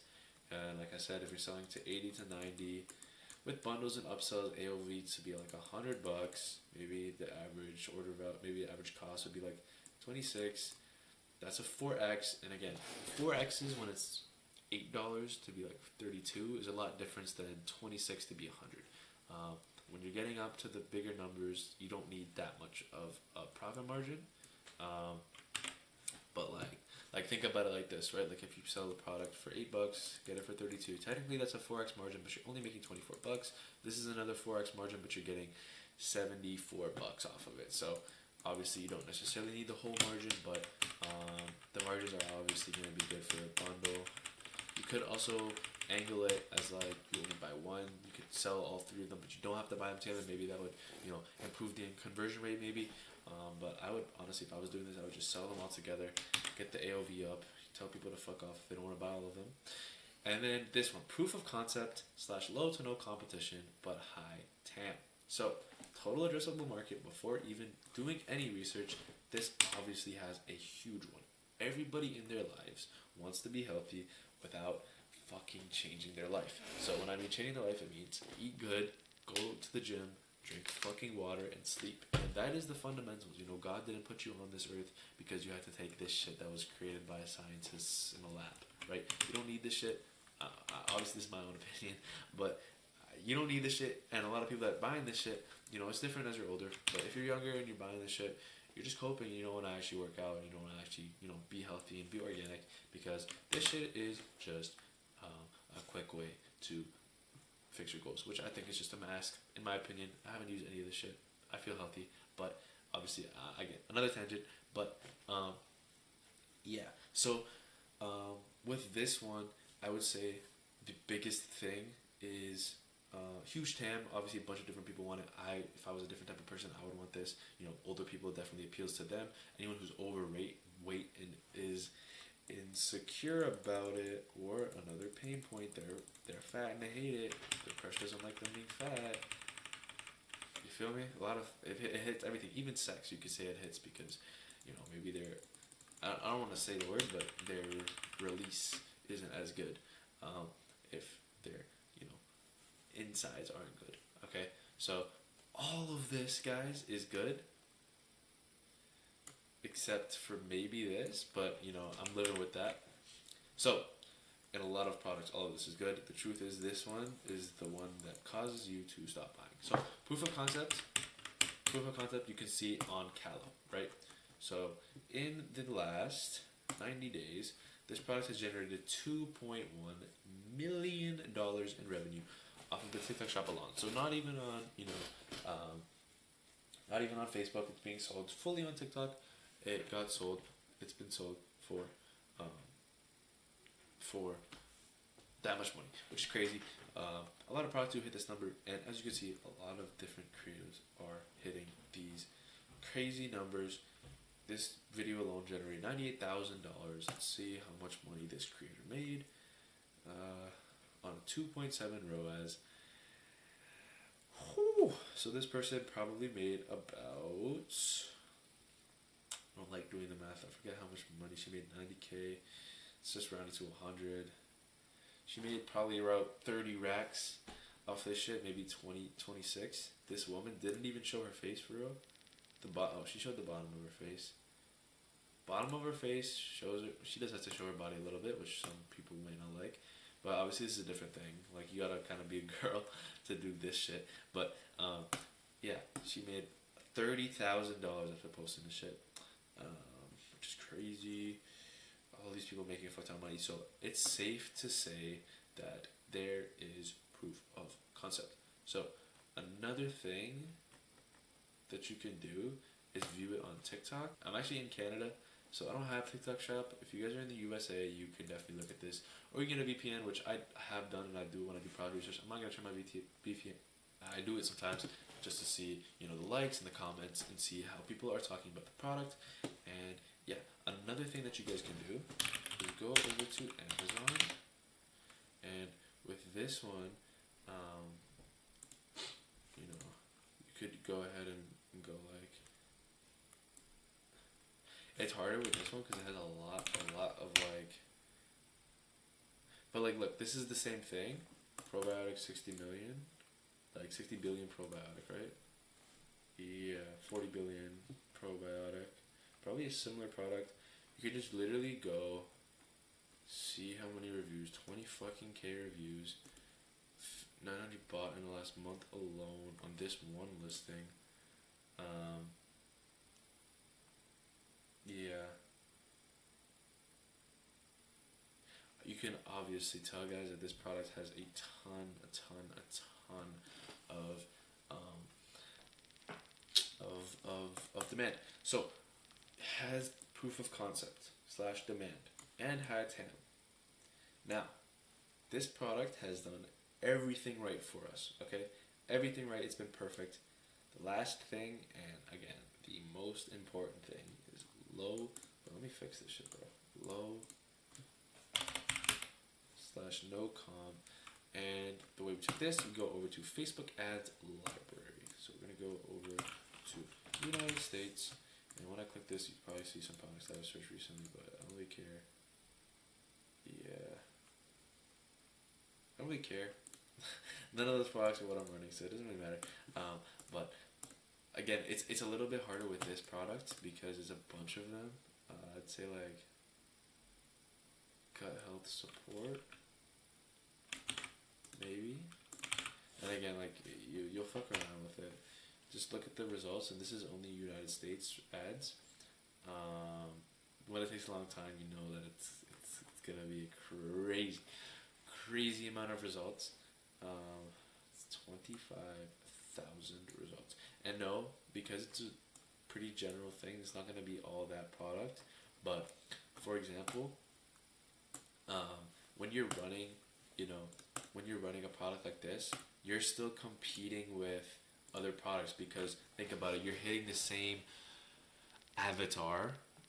I don't want to be brain rot, but you're hitting the same type of people that these products are also hitting. So let's just take an example of this. So what are these people doing? So they're selling something different. They're a Rise. You guys have probably heard about them. But they are trying, let's see what they're doing. Okay, mushroom coffee. What is mushroom coffee going to do for you? Does it say what it does? Tastes so good. And gut health. Wow. Wow, what a surprise. Gut health, gut health, gut health. Let's see if this one says gut health too. Boosted metabolism. Okay, pretty much just gut health. Gut health. Oh, this is the same one. Okay, that's one of them. Haya. You guys can see gut and immune health. This one. This is right. This is the same one. Nature Made.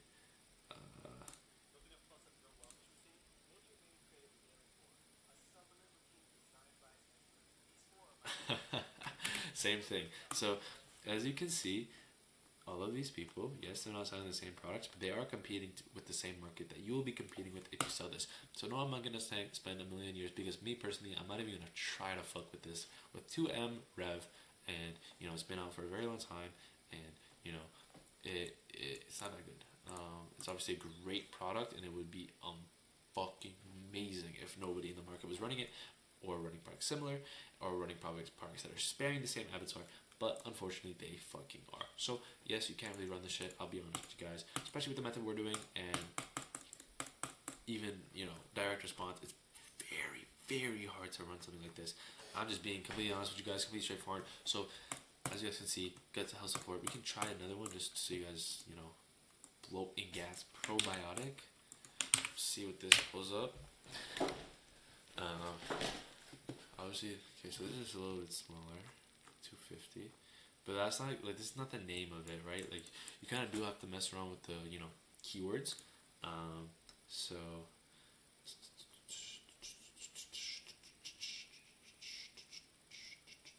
same thing, bro.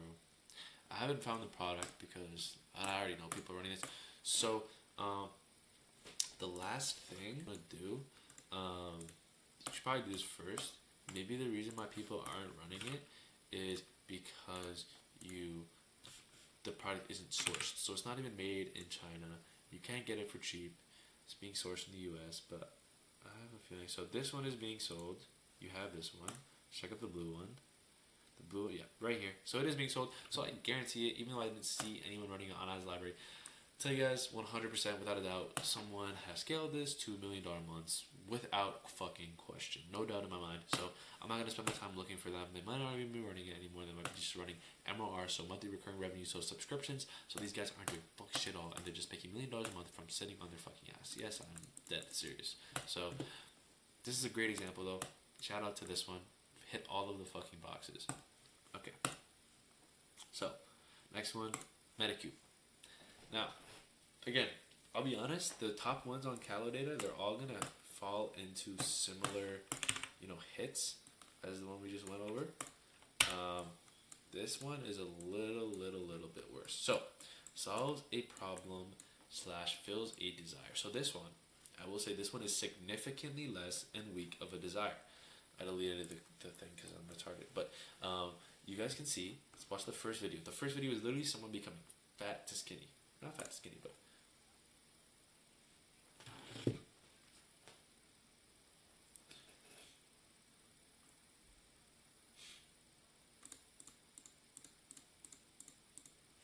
so, obviously, I'm not going to watch through all of it, but you guys know that one woman can go to the store and find this shit in the fucking store. So, this is the screwdriver, or the hammer, or the basketball, or the book. These things are things that people can go to the store and buy, and you will never see this shit in a store looking like this, 3 together in a bundle. After seeing an ad that literally shows you, the reason why people buy online is because they literally see something work in front of their fucking eyes with a screen, and a real person telling them that it literally works and it sounds genuine, and that's why people buy stuff online so much. So with this one, clear skin, you don't see it before, you don't see it after, it's a bundle, so you're selling on a good deal versus a good product. So people don't want to be, sold on the price. And you don't even want to sell on the price, because you want people to want to buy the product no matter what it fucking costs, because of the problem that it solves. If you have erectile dysfunction and you have a wife, let's say you're 35 years old, okay? And let's just pretend there's no monopoly. Let's just pretend there's not a ton of people selling, erectile dysfunction products and everything like that. If I was to come into the market and be the first fucking guy to solve that problem for him, and I showed him an ad, and whatever the ad was, I would not say, oh, buy this, it's $30, buy this, it's $25.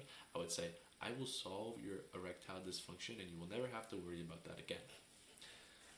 Unless this guy is broke, he is going to spend upwards of $100 per month, easily, to fix that problem, because it's a deep-rooted issue. With this skincare, it's a lot different. So skincare does not sell as well as a lot of other products. So that's something you guys should know. You should already know that already before even, it's just kind of common sense. So it does solve a problem if you have acne and shit, but that's a really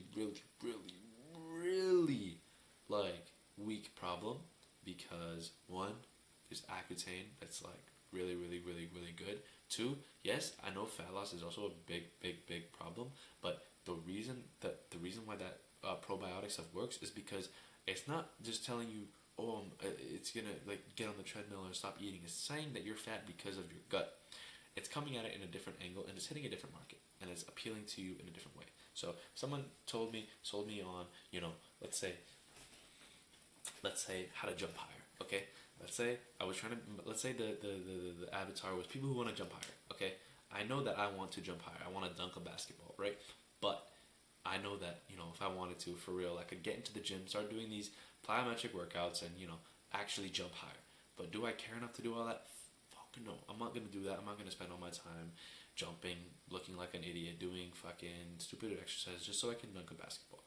But if I was to watch a video online, and obviously I wouldn't believe this shit, but if you do believe this shit, and for that it's probably true, but for this is obviously not true, but I'm just giving you guys an example. If I watch a video and someone taking a supplement being like, the reason why you can't jump high is because, or maybe not even a supplement, maybe like an exercise tool, like a hip thing or something, like some hip thing. I'm just thinking completely, by myself right now. Like a hip twister or a hip stretcher that you could like put on your hip, and they'll be like, this is the reason why you can't jump high. And I'm like, oh shit, like I didn't even think of that. Then I'm buying. You know what I mean? But this is just probably another cleanser, moisturizer, SPF. Everyone sees it. It's just a different brand. It is Medicube, so that's probably the reason that it does well on here, because people trust Medicube. You guys probably know what Medicube is. And then yeah, what's it called? Yeah, it's Medicube. So probably will have great margins again because you are selling it in a bundle. But again, with this, you're gonna have insane comp. You're gonna have insane comp, really, honestly. So I would say stay away from this one as well. I'm staying away from all of the ones, but the reason why I'm staying away from that one isn't just because of comp. It's more so just like it doesn't fulfill as much of a desire, and the reason why it's going so well is because of the branding. And I'm filming this live, you guys know this, so let me just tell you how I know. It did 80K yesterday, which is fucking insane, but watch this. I guarantee you, 5 seconds into the first creative, this creative that does well, let me not say I guarantee, because I'll look really stupid if it doesn't, but within 10 seconds or 15 seconds in one of these 3 creatives, it's going to mention Medicube.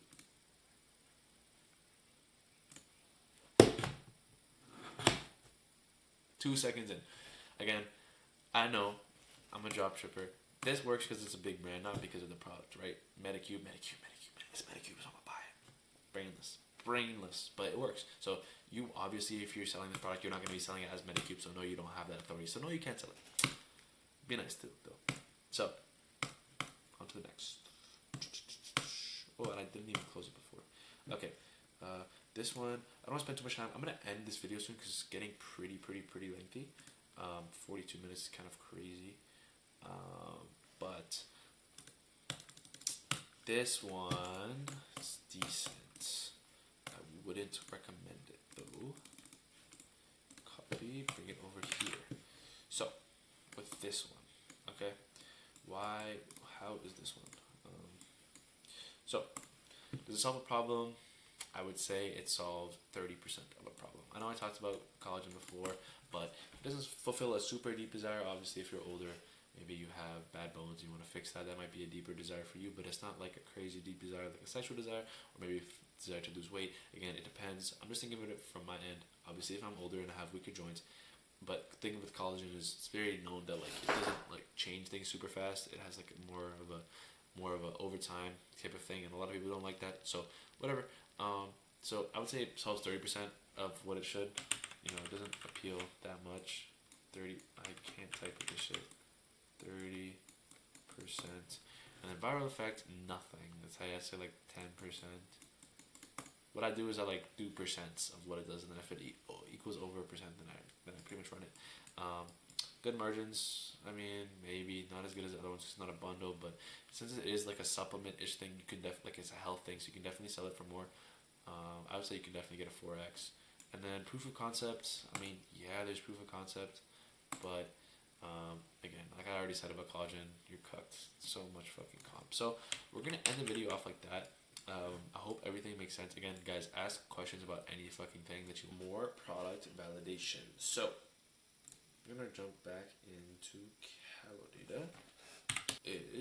We're going to, do a different filter so that I can find products that aren't super fucking oversaturated, which all of these ones in 30 days are. So we're just gonna throw this over 30 days, and we're gonna throw this on minimum 50K. So again, this is just another metric, and I'm gonna say for you guys, don't ask me what are your filters. Fuck around and find them yourself. Okay, there's no perfect filter. There's no, filter that all of the winners are gonna be in. There's just going to be, products that maybe work and some that don't. Okay. So first thing we're gonna do is we're going to see sourcing. Last video didn't show that, but that's the most important thing. And as you can see, there is sourcing for this mouthwash product. Once it passes here, once it goes through all of this, you can bring it here. So we're gonna assume, okay, because I'm not gonna go fucking do all this shit for this product, which it probably doesn't even pass, because I'll be honest with you guys, if it passed all of this and then it passed all of this, I'll probably just fucking ruin it myself. So to be honest with you guys, full transparency here, this product does not necessarily hit all of the criterias that previously went over, but we're going to pretend that it did for the purposes of this video. And right off the bat, High Smile, I see that right there, that is a brand, so the reason why this product probably worked is because of the fucking brand, okay? So, and you can also see a bunch of bursts. It's not as consistent, which isn't great. So it does. I will say it does fulfill probably about 60%, maybe 50% of a desire. Let's say people brush their teeth, but maybe they think their breath still smells bad. I have heard of that. I've never experienced that. When I brush my teeth, my breath smells fine. Like usually my breath only smells bad when I don't brush my teeth. Viral effects, I won't say it has crazy. It has pink a little bit. Margins absolutely nuts. Can't really spend too much on a mouthwash. Oh, but it says stain whitening. I didn't even see that. So this product is a whitening, teeth whitening, and mouthwash in one. So that might be a little bit cool. That might actually be 80 to 70%. So maybe never mind. Maybe it does hit all of this. Margins probably not, but whatever. Okay, so first thing we're gonna do. I don't know why I didn't add this. Ads library. Oh, you guys should know that because I didn't add that. Okay, so whatever. So we're gonna go stain whitening mouthwash. Now this one, since they're sourcing, we should definitely be able to see people running this. And if I had to guess, so it's not crazy. So right off the bat, the brand looks as to be running it. Or not, I guess. So they're running ads, but the product isn't attached. What the fuck is going on? This is a big brand that does dropship. Let's see if anyone other than High Smile is running it, because I don't know what the fuck is going on. It looks like just High Smile's running it. When you see something like this, it could mean that like this brand is coming after people that run it, because obviously you see it, and like especially if you're ripping. But I don't know what's going on when it comes to like. That's so weird. Like they're running ads, so like. This is obviously a big brand. 1 AM followers. Yeah, I don't know what's going on. Maybe I should like hit them up and be like, you guys know your shit's fucked, right? Nah, fuck these big brands. They're making too much money. Okay, whatever. But I guess no one else is running this except the brand. Is it newer? Yeah, it's a newer product. So, I mean, if you guys, I will say, people ask me all the time, like, can you get in trouble with ripping? No, but you can get definitely like DMCA'd or like ad account restricted. It's not the end of the world for any of that stuff. You can always get around shit. So, like right off the bat, like obviously this is gonna come out a little bit later. Like, you guys can straight up just try this. There's not too much content on it. You guys can see how that goes, but obviously there is sourcing for the product, and then yeah, I don't want to do this because it doesn't even look like anyone's running it. So I don't want to do the product validation framework on this product, to be honest. I'll go back, find a different one.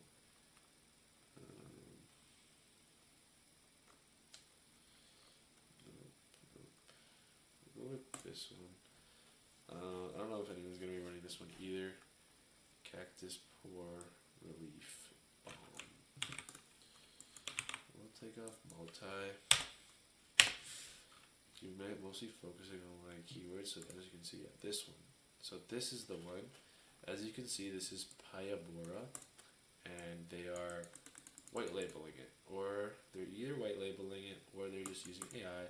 I had to guess they're fucking using AI. So right away, we're pretending as if this product got past all of these criterias. I'm not even gonna go through them anymore. It's already 10 minutes into this video. But okay, so looking here, ads library, we found. Let's see how many people are running it in ads library. So we got Amy Jones, which is in this Pybora. We got Cola Glow, And see, they're not white labeling it. They're just selling it as Dr. Malaxin, which is ballsy. So we got 2 people running it, okay? And then we got this person running it too. I think this is a different one. Same one. So we got 3 people running it, okay? So that's 1, 2, 3. So these guys are running a lot of similar ads. So what we can do now is we can go see it. These people have been only running this. These people have ran it for 16 hours. These people have ran it for 2 days.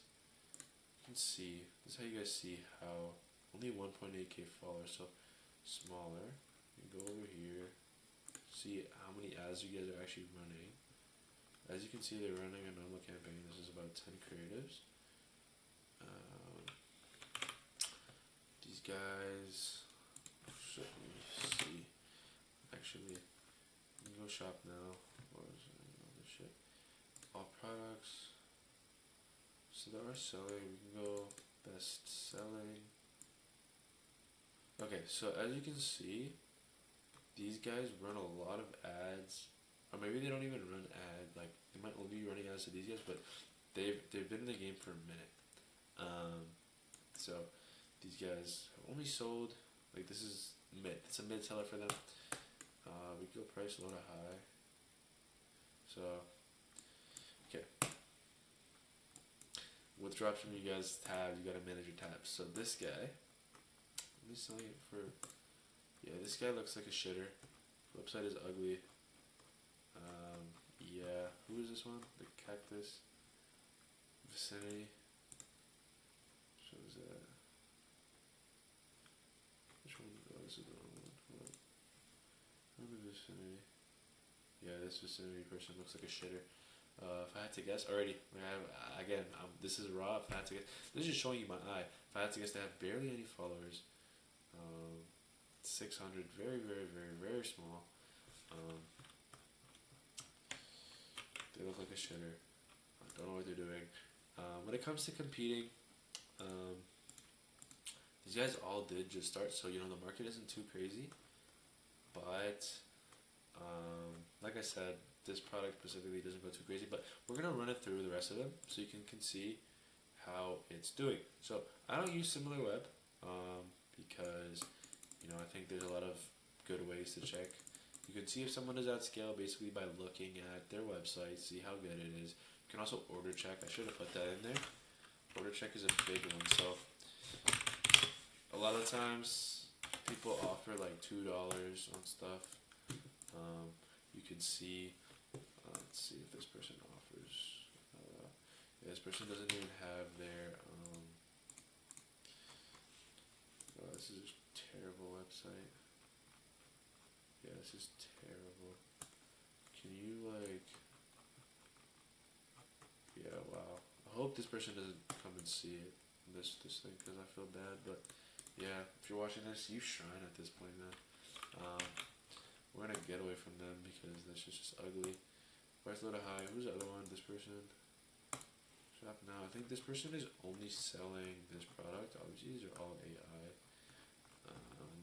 This looks like Shrine. If I have to guess, yeah, like Shrine. Better website, but still, I doubt they're too at scale. But as you guys can see on Ads Library, all of these people started running recently, so you can definitely hop in and compete. The next thing that I would do, TikTok like method. So, I guess here. So here you go, and we're on TikTok. We just go through some videos basically, and see my bed, whatever. See, 1, you can see what people are making videos about. 2, you can see the comments, and 3, you can see how they are doing. And these are all people making organic videos. As you can see, not too much traction on it. 30K on this one. It's not the product. So yeah, I would say this one is pretty floppy. It didn't hit. First of all, I'll be honest, it's not hitting any of these. It's green, not too attractive. Definitely doesn't hit a deep desire. Poor relief, like it doesn't even make your face look better. Makes your face feel better. It's not really. That's a shallow desire. Viral effect, no. Good margins, no. No proof of concept. Even though it's selling well, I think the reason why it's selling well, can you guys guess? It's this thing right here, Dr. Malaxin. So, um, no, it's not a good product for you guys to run. And all these people, you know, you can make a quick buck off of it probably, but because they're competing with each other, they are all not making that much money. So it's a 16-minute video already. I'm gonna run one more and show you guys. Hopefully it does hit, and I can be like, yeah, guys, run this, run this, run this. But I mean, if it doesn't, it's not the end of the world. A lot of clothes. You guys want to stay away from clothes primarily, just because it. Fuck all this, bro. Okay, we'll do this. We'll do this. We'll clear. Just because, like, okay, yeah, bro, this one, huge winner, huge winner. Dr. Malaxin, yes, but it's a peel shot, so it's way more fucking like aesthetic, and it like actually like you can actually see it. If I had to guess, they're probably showing results on the screen. Maybe not in this creator, but like probably in at least one of them. It works for your feet too. But most of these, like you can see it's doing something. Most of these, okay, you got a girl, you got two Mexican, okay, I don't even, it's obviously gonna appeal to more different markets. It's crazy. So you can use it there too. Wow. Yeah, way more like visual. Huge winner. We're gonna go through this one because we can. Again, I'm like speed running this shit. Obviously, you know, if you guys want, maybe I'll do a video of me like actually going through Calo at my pace. Like, okay, so as library, we just go peel shot. Card didn't care, and then maybe what we'll do if this doesn't work is we'll go kojic acid. Yeah, peel shot. Kojic acid, I think is what it's called. Let's see. Okay, so yeah, right there. Bang. Very easy. Now, we found someone that's running it. Oh, first, let's check this. I remember I almost ran this. We'll see. Maybe I would have been in a fucking Lambo if I ran this shit. Who knows? But I know there is sourcing for this shit. Definitely sourcing. Okay, so we got one person running it. Skintura. We got the actual brand running it. Coco Beauty's definitely running it also. Believe. And okay, so look at them. They're doing an advertorial, which again I'm not gonna teach you right now. It's gonna be a little bit later, but advertorials are a little bit different for non-supplement products. But as you can see, these guys, they might be white labeling, but more than likely they are literally just AI their photo to take off Dr. Malaxin and throwing their own brand on it, which works too. So, wow, they're charging a lot. I wonder how these guys are doing. How long have they been running for? November 3rd. Wow. That's crazy. So those guys are printing. Obviously, these guys are not even trying to lie, not even trying to hide. Vilmera literally just looks so dropshippy. It's not terrible. Shrine, if I have to guess, these guys are all removing the shrine. The bottom is so obvious. Coco Beauty, already saw that. Michelle Stevens. Dr. Malaxin again. So it might be these mainly three people running it. But this person might be running it too. Okay, so right off the bat, these people have been running it since November 3rd. So if I had to guess, these guys are gonna have a little bit more followers. 13K. Again, guys, like, you guys think I'm bullshitting? You guys think I'm literally doing this right now with you guys. 13K is a lot more. So they've obviously got more traffic. That obviously shows that the product works. That obviously shows that the product has been in demand for a very long time. So Skintua has been running it for a little bit less, so I would again guess less followers. 13K. What a surprise. They're probably running at a less budget than these guys. Obviously, you could tell too, their website is a little bit different, and they're also running an advertorial. So, another thing that you guys can do, right? And these guys might hide it because they obviously seem that they know what they're doing. Go to shop, see what they're running. Yeah, you can't even, there's no they hit it. So you can't change it to best selling. But what you guys can do to see how at scale they are is see exactly, what type of, like for example, if they have a shipping protection, add to cart. Let's see if they have a shipping protection. They don't do it. Well, if you guys are rich and you want to spend $100, which I definitely don't. See how much that is. 41 bucks. Again, if I really wanted to run this, I'd probably do it. This is another thing that you guys should do. Also, these guys seem like they know what they're doing. Obviously, they know what they're doing. Obviously, super custom checkout. It's 1%. Claim my money back guarantee. Super custom checkout. Obviously, these guys know what they're doing. If I was really wanted to test this shit, I would probably just put my shit in, buy it, and then I would see exactly what order number it was. So when you first buy a product, when you first have a store, let me do this because it looks cooler. When you first get an order, your first order ever is gonna be 1,001, or I'd be 1,101. No, I think it's 1,001. So that means that every single product you get, if you have 1,100 orders, that means you have 98 orders, 99 orders. But if you have 27,000, that means you have, I'm bad at this, 26,000 orders, which is obviously quite a bit at scale, but some stores you order from them and they're at like 36, like that, right? Which obviously is a lot more at scale. So with that being said, I'm not going to do it now because I'm not going to run this product, but that is another way to check what people are at scale. And obviously you're asking like, oh, like what are you talking about? So what's the upside of this? You do this shit and see it saturated.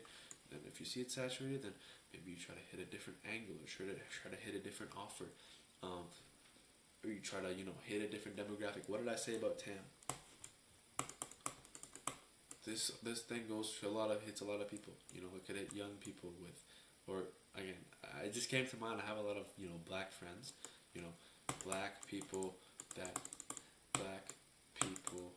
because those people were literally black people that have some type of ashy skin. That's I'm allowed to say that.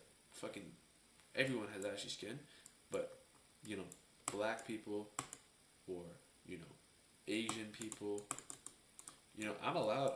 This is market. This is genuinely like advertising. Like if you guys are thinking that's not right for him to say that. Like you are targeting who you are targeting. So if you are targeting black people, you're gonna put black people in the ads. You're gonna make black people want to buy it. Same thing with white people. Same thing with girls. Same thing with men. Like it's the same thing with everybody. Like I'm allowed to hit one target and be specifically marketing to one target. That's not racist or anything that you guys are thinking. Oh, we said black people, shut your bitch ass up.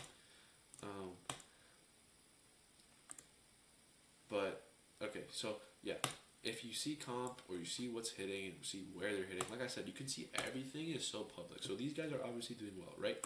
We can literally go over this shit, go over here, and see what type of ads they are running. So you guys are gonna run how many ads? 300 ads, and it looks like they're running a bunch of different ads to their store with this product, same product. What you guys can also do, right, is you can go here. This is a pretty secret method. Look at this shit, guys. Cocoa Beauty, bang. Bang, bang, bang. We found this ad. How many reactions? 6.5 thousand likes. So, again, another dropshipping thing. If it has 6.5 thousand likes, it's probably generated about $10,000. Just this ad. And these guys are literally replying. If dropshippers are replying to their fucking Facebook comments, because this is not a random 18-year-old replying. They have people in place. They have people replying to the comments. I scaled stores up to 500K and I've never replied to a Facebook comment in my life. So you guys already know that, like, what's it called? You guys already know that these guys are at some different type of scale. So yeah, it's a 30-minute video, so every video is kind of going longer than I expected, but yeah. So All right, guys. So I already have the other video recorded on how to actually, you know, make the website and everything like that. But before I do that, this is a very important video. As you can already see, I'm basically going to tell you guys why your website does not fucking matter, especially for you guys at the start. By the time it does matter, you guys are already going to know exactly how to do it. So that's why I'm only going to give you guys the basics of the basic, because I know a lot of you guys want to like make your website pretty and show your friends and show your parents and shit. But at the end of the day, it doesn't matter for dropshipping. I gave you guys the example of Brasilia. I'm too zoomed in, unfortunately. I need to stop doing that. But as you can see, super basic. Let me actually make myself a little bigger. Super basic. Let me move this too. Super basic website. It's just a fucking photo, a little bit of results or benefits that you can get from AI really easily. And unfortunately, I can't zoom in, but it's a quick description. More benefits, bundle, subscription, ka-ching, or whatever they're using. And then it's 100 plus sold today, description, Brasilia, oregano oil. Like I said, these guys literally do 50 to 100K days. We're talking days here. The website is nothing special at all. So if these guys are, running 30K, 40K a day, maybe even more on ads every single day, imagine how much you can get away with in the test phase. And again, it's so easy to see dropshipping websites if you want to get like some type of, inspiration.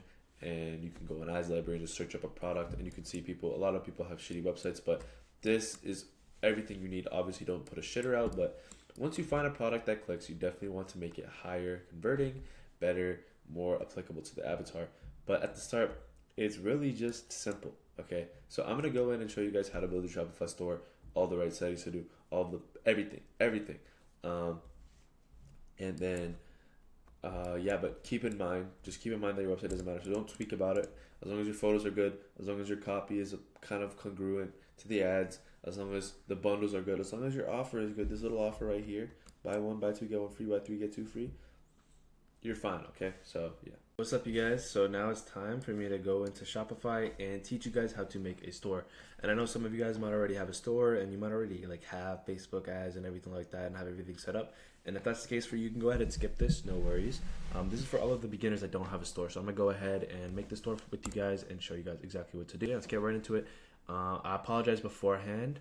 I might have to blur out some things like card information and address. If I do, maybe I'll just put in a different address. But yeah, how it's going to work is 1, I'm going to show you guys how to make the store. 2, I'm going to show you guys how to add products to your store. 3, I'm going to like make it legal and everything like that. 4, I'm going to show you guys how to make a Facebook account, business Facebook account. And then 5, I'm going to show you guys how to run ads. And then 6, I'm going to show you guys the campaign structure, how you like angle it and how you do everything like that. Basically, it's the application first, and then it's why I do it after. So yeah, let's get right into it. So obviously we're going to go start for free. And I hope I don't have to blur too much stuff out. We can go ahead and continue with Google. I'm just going to put one of my Shopify accounts. I'm going to put one of my emails that haven't been used because I have a couple of stores. Use this one, I think. So from here, I'm going to go ahead and just put my card number in, and I will be right back. Okay, cards in. We're going to go ahead and try basic. It's $1 a month for the first 3 months, and then after that, it's going to be $50. $50 a month, don't worry about that. It's not very much at all. But you guys should be already making money in 3 months anyway. So here, we can go skip customized setup if you want. I'll just take you guys through online store, next, new business, next. Don't say dropshipping products. Shopify doesn't like dropshippers. They want you to act like you have the products yourself. Because there is more like legalities when it comes to dropshipping. This is where we're going to go over to ChatGPT. We can go like ask it something as simple as like, make me a store name that can sell in any niche. Sounds very premium, and the word you can use to reference is Avela. Don't mention my current brand. Can't leak you guys my brand. Avela Avoria, whatever. I'm not looking in too deep to this stuff, guys. I'm just doing it. Okay, we go Avoria. Next. I think we're just gonna straight up be in. Cool. So now we're in. We have our store name up here. This is what we're gonna do. Okay, first thing about this is I really don't like my store name. So I'm gonna just change it real quick. I don't like that at all. I'm gonna go Avalian. Okay. Next thing, we're gonna buy a domain.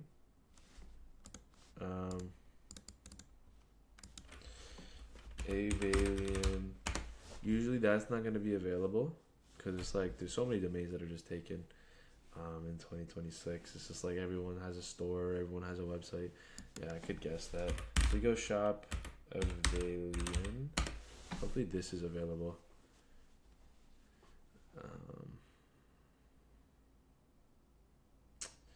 See. Yeah, okay. This is available. I'm not actually going to buy this myself because I'm not running off of this store, but you guys are just going to click buy and then you're going to have a custom domain. Okay, so that's the first thing. So you have a domain now. Second thing is you're going to go into settings and then you're going to go into policies. Okay, so you're going to go ahead and put your contact information in. You can go ahead and put insert template. And you can like take all of this stuff out. My personal address in there is there. Go ahead and take all of this out. Just put the email in. You're going to change your email later. Publish this. Shipping policy. You're going to get ChatGPT to make you a quick shipping policy. Make me a shipping policy for Avalian. It's going to make it for you real quick. In the meantime, we could just go and put this and we can like insert the template here. Privacy policy automated. Terms of service, you can just insert. Public. We could just, put this whole thing in. Just so you like you're not that cooked if like people try to charge back or whatever they try to do. Shipping policy, publish, and go in and like obviously this is not our email yet. Put the date in. Again, I'm not running this, I'm just showing you guys what to do. So now that you have all of that, we can go ahead and start. So the first part is made, it's all legal. The next part is adding a product. So we can go ahead and click add product, and the example product that I'm going to do for you guys, let's actually just go into Calidata and find one together. Something that we could just sell for the sake of this video, not actually sell. I'm going to go with this one. This is actually one of the first products that I've ever ran. I actually think it was the first product that I ever ran as a dropshipper. Obviously, it's done crazy numbers and it's saturated beyond all hell. So don't run this product. I'm just doing it for the sake of this video. First thing you want to do is take this, copy that, do this, and copy the image as well. Put it here into ChatGPT, and you can be like, make the premium names under this brand. And then it's gonna come. Okay, it did like Toplux, but like, no, I meant Avalian. What is it again? No, I meant Avalian. Okay. Something like this. These are like, just make it basic. Basic and letting them know what it is. Because it's a magnesium product. Yeah, cool. Perfect. Like that. Go here. And then we could be like, make a quick description for the product. And then for images, guys, we can just tell them to make an image as well. This is quick. This is really quick. Now, like a proper description for shop. This to be a really long day. This is not actually how I talk to, ChatGPT. This is just for the video. Okay, this is perfect. And we're gonna charge it $24.95 because this product probably costs like $8 to source. I know I said 4x, but because this product can be ran with subscriptions, we're gonna go with a 3x. That's okay. We make this.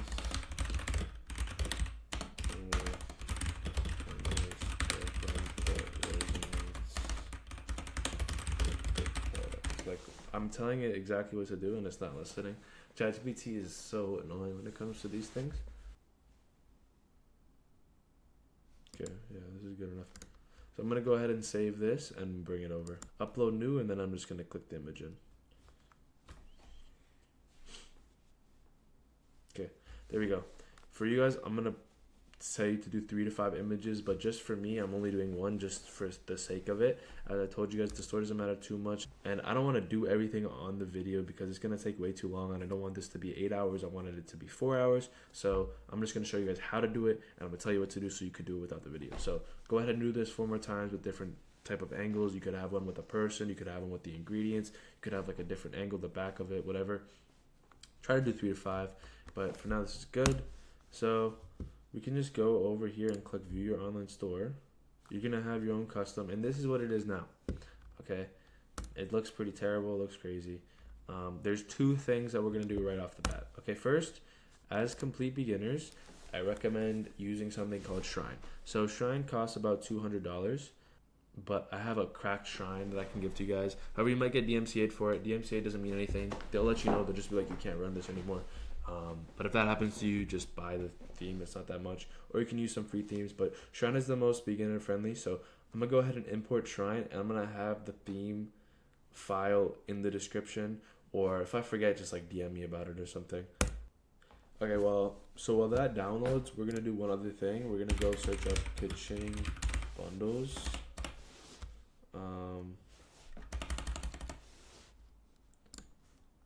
Go here, install,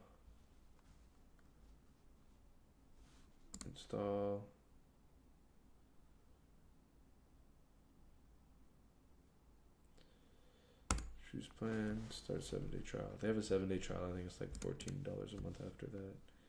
I think. I'm not exactly sure, to be honest. You get charged as you use the app. So it's not like a set price, I don't believe, which is good for beginners and bad for people. So we can go ahead, just save this. Just make sure you're doing this one. Failed to load the page. Right. Okay. Did it work?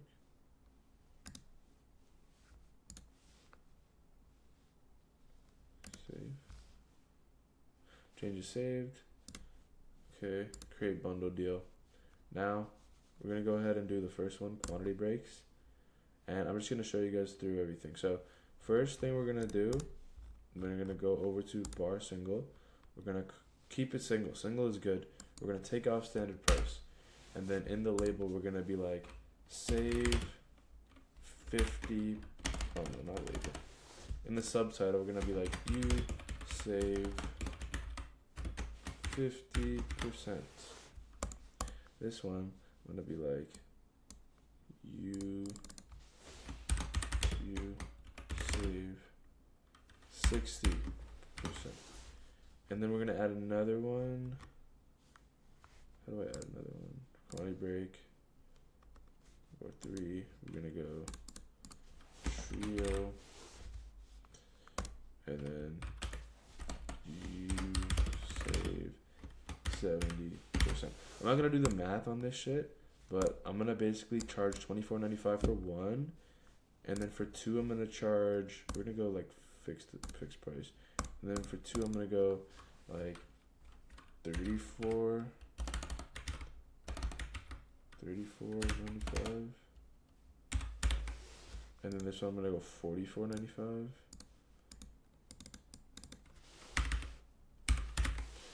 Okay, and then what I forgot to do over here, I don't know if I still have it. We go into products, go here, and then just make sure you're adding a compare at $50 or $49.99. Oops, $49.99.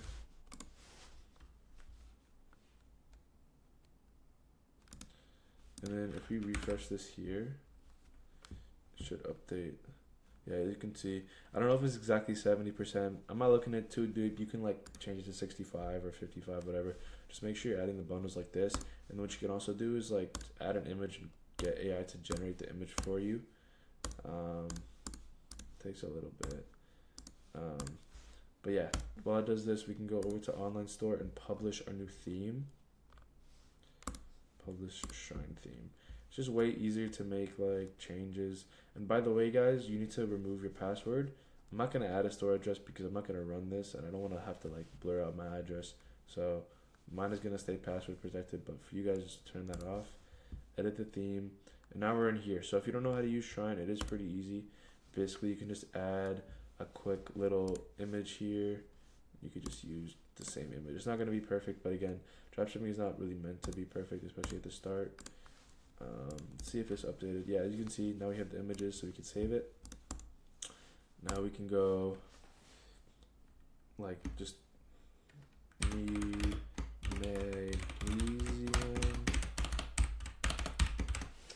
and then we could go button link, products, and click the product, button label, shop now, and then we could go get this off. And then as you guys can see, guys, this is all like templates.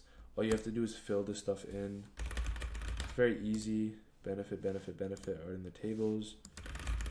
It's very easy. I'm not going to do this now because again, I'm not going to go and do all of the research to not even run the product. But yeah, just use ChatGPT and fill this stuff in. What I like to do is for the homepage, I like to do like benefits of the brand. So things like the brand is so good because we don't have overhead like warehouses, so we can get you guys the best prices. And then just like customer reviews about the brand itself, not the product. And then in the product page is where I talk about the product. So here's the product page as it is now. So we're on the product page now. As you can see, there's all of this stuff. So all of this stuff is just templates, and you can easily just fill this stuff in very easily. Content heading, icon with text. And if you don't want anything, you just click hide and it will go away. This is very, very simple. Reviews, you can just right here and be like XXX 50,000. Oh, why did I do that? 50,000 plus customers. Wow, so legit. Put that over top. Then we need to go ahead and click activate on Kaching to make sure that we're activating it in the main theme. We gotta hit save, and then I think it should just go in there. Let's see if it works. Reload. Yeah. Okay, so now we have the bundles. This sounds about right. Usually dropshipping takes 10 to 12 days. But you can also lie about this, or you could just take it off. I don't know why I didn't save my reviews, did it? But yeah, as you guys can see, like all of this stuff is very customizable and it's very easy to do. And I'm not going to go through this right now because again, I'm not trying to have this video be 8 hours. My point is to show you guys how to do it and tell you exactly what to do. But yeah. Okay, so like I said, we're back in here and everything is pretty much done. We have our site, we have our domain, we have our product, we're legal, everything is there. Now we need to just get traffic over, and this is assuming that you guys have done the work on your site and it doesn't look like mine. I don't know why it didn't update, it didn't save because I like exited it without saving, but you guys know how to do everything. I think, yeah, products. Obviously, you can see the Kaching is here. It looks pretty good. And as you can see, you can already buy from my site. You can already add to cart and everything. So everything is working. The other thing is Shopify payment. So go into settings, payments, and you guys need to hit complete account setup. I'm obviously not going to do this because I'm not going to show you guys all my banking information, but it's very self-explanatory. When you click into there, you do have to give them quite a bit of information about your card and bank and everything like that, because it basically goes straight to your bank. It's not like an e-transfer or a like check or anything like that. It just directly deposits the money into your bank when you get paid out. So just go into payments, make sure that you're completing this. Once this is green and everything's set up, you're completely and 100% good to sell. So that's for everything on the Shopify store, how to set up a store from nothing. Obviously, again, some of these videos take hours and hours and hours, and I could make one hours and hours and hours just showing you guys how to do it and doing it with you. But I showed you guys how to do it. No, I didn't do it with you, but that's kind of my whole thing. I don't want to do it with you while you're just copying me, because the moment the video is done, you're going to have to do things without me copying you. So you better at least get used to it now. But as I said before this video, to preface it, the website doesn't matter too much. Just make sure everything works, and you can just go ahead and start running ads. I'm going to show you guys again how to run ads in the next video, how to actually do it with Facebook. I don't know if I mentioned in the video, but you definitely want an aged Facebook account. And you want to be, if you don't have one, I wouldn't even recommend making a new one. I'd recommend like getting your friends or just one of your parents. Don't worry, their information won't be on there. It's separate from your personal. Basically, you connect a business account to a personal account. So your personal account won't be shown to anyone that you're running the ads to. It'll all just be like on your business account, which you can obviously customize with your own page and your own information. But I'll get into all of that in the next video. But yeah, other than that, guys, it's pretty self-explanatory how to run Shopify, and everything like this is pretty simple. Shrine is the biggest thing. Don't use the basic theme editor. It's so outdated and it's so ugly. I will have a link to it. If I forget, just DM me on IG and I'll add it, or I'll probably just add it. It might be a couple days later if I forget, because yeah. But yeah, guys, see you guys in the next video. All right, y'all. This is the all-in-one Facebook guide. Really, it'd be a longer video, but kind of just learning how to run ads is the most important part of dropshipping. So what you're gonna do is move over to businessfacebook.com. It's gonna make you sign in using Facebook. Right now, I have like a burner that I'm using. Go ahead and put your name in. So, for example, we chose Alera. So we're gonna just throw in Alera, add a business email. We can just put in one of my emails. Just gonna make it like an email that goes to you. So we go like, I'm just finding an email. Again, this is all, I already have my account. I'm just showing you guys how to make it. Submit. It was created. Full access to the account. So I'm just gonna go ahead and verify that. Doing that right now on my other screen. Yeah, guys. So this is a pretty long process. So we're gonna go into Ads Manager, and okay, so now that we're here, the first thing that we're gonna do, obviously this is my name, is we're gonna create a page. Okay, so create a page. Oh, I think we had it. Oh, it's the same thing. Create a new Facebook page and kind of so page name. We're gonna go Alera. Category, always do health and beauty. This is optional. We can add this later if you want, but again, doesn't really matter. Go ahead in here and create the page. Once it does that, kind of takes a minute, but it should be fine.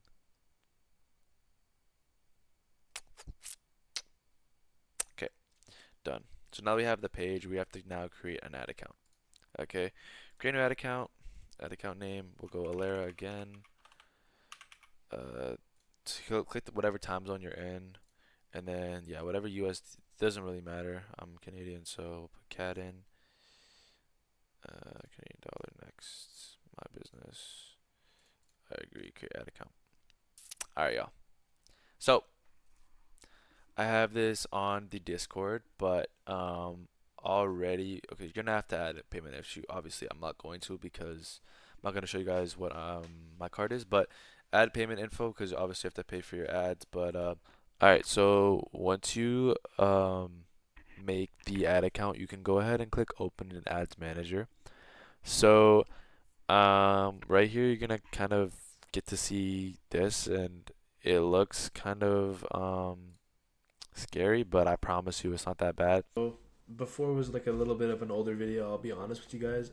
Creating a new Facebook account is annoying just because you need like kind of an aged account, or it's preferred to have an aged account. So I took that video from a little bit of an older time, and now I'm gonna just show you guys what it's like to build a campaign. So I showed you guys how to make a page, how to make an ad account, how to do everything, and now we're here in here where it is a little bit confusing. Probably looks crazy to you guys right now, but I'm guys gonna take you through everything. So here's the calibrated listing where we find the product that we're gonna run. You guys are not gonna run this product, but you're gonna run a product that I told you about when you're back testing it, and you're making sure it passes all of the criterias. And basically you're just going to find the creatives from here. So I'm going to go ahead and take 9 creatives. So it's going to be 3 ad sets and 3 ads per ad set. I'm going to go in after this video where I show you how and show you why I do it the way that I do it. But for now, I'm just showing you guys how to do it, okay? So I'm going to go ahead and just save 12 of these videos, 9 to 12 of these videos. I'll show you guys how to save it, but I'm not going to like show you guys me saving them because it's going to take a little bit.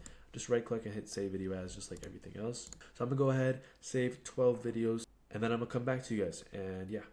Okay, now that we have the 9 videos in my computer, I'm going to tell you guys exactly what to do. So you're going to come up here and hit create, okay? And you guys aren't going to have this. I have this because this is a little bit of a burner account. You guys should be able to go to account overview and fix this. But for new guys, new accounts, new Facebook accounts, I just recommend going on an engagement campaign. And then I'd post like a dog or a cat, basically a cute cat, cute dog, to basically get likes and get page likes for you guys. But yeah, basically to warm up your account. But I'm assuming that you guys have a warmed up account. If you don't, just go ahead and run engagement for $5 a day for like 2-3 days. Get a lot of likes, and then you can go into sales. So I'm gonna go right into sales. We're gonna go continue. And now we're here. So I'm gonna go walk you guys through everything, okay? All of the names of stuff, they're all just for your own organization. So I'm gonna just call it egg reason. Okay. Buying type, keep that as auction, campaign object and sales. Okay. This sometimes goes automatically on. Make sure that this is off. Okay. Campaign budget, this is the CBO versus ABO that I was telling you guys about. Make sure that it's on CBO and go to $100 budget. And then you can leave this all the same. We're gonna go next. Okay. 1. Okay. Website is good. Maximum number of conversions is good. Data set is good. We're just gonna make a quick pixel. Joseph pixel. Okay, create that. We're gonna put our website in. So we're gonna go over here. You guys are gonna have a custom domain. This is just my domain because I didn't pay for it, but you guys are gonna have a different one. Put this in. Check it. Shopify. Then go to Shopify. Just make sure that you connect it over here. I've already connected my pixel in here. Just make sure that you go ahead and connect it in Facebook and Instagram. Dataset. Pixel. Make sure it's on purchase. You can ignore this. This is fine. Then I'm gonna leave this. Leave this. Leave this as it is. Just start date. Canada. We're gonna change this to United States. Okay. Supposed to come up. I'm gonna get rid of Canada because we're only gonna be running in the States. Leave all of this blank. Add. You can just go 1. These are your pages, and then this is where it gets kind of cool. So website URL. Make sure you put in your product page in. What's up, guys? I'm making this quick little video just to interrupt because in the first video where I show you guys how to make your site, I use a different brand than what I'm using to do the Facebook ads. Just ignore that, pretend it's the same brand. The only reason why I switched it is because I did different days, and then I went back to make the second day where I'd show the ads, and I realized, oh, I messed up. So I had to remake the Shopify video. So just ignore that, pretend like it's the same brand. There's no difference to it, it's just a different name, but just go off if it's like the same name. I don't want to make the entire Facebook video again because all of the files are already there and all of the edits. So just bear with me, pretend it's the same brand, nothing really matters, it's the exact same thing. Page, so that massively messes up with conversion. Then we're gonna set up creative, video ad. Okay, now from here, make sure site links are off. It's a little bit smaller. So links are off. It's fine. Media. Okay, now we're here. Just add your creative in. This is for a different product I was looking at. Here. Now we're gonna need primary text. So this is where we use ChatGPT. Make me one primary text for the 7-in-1.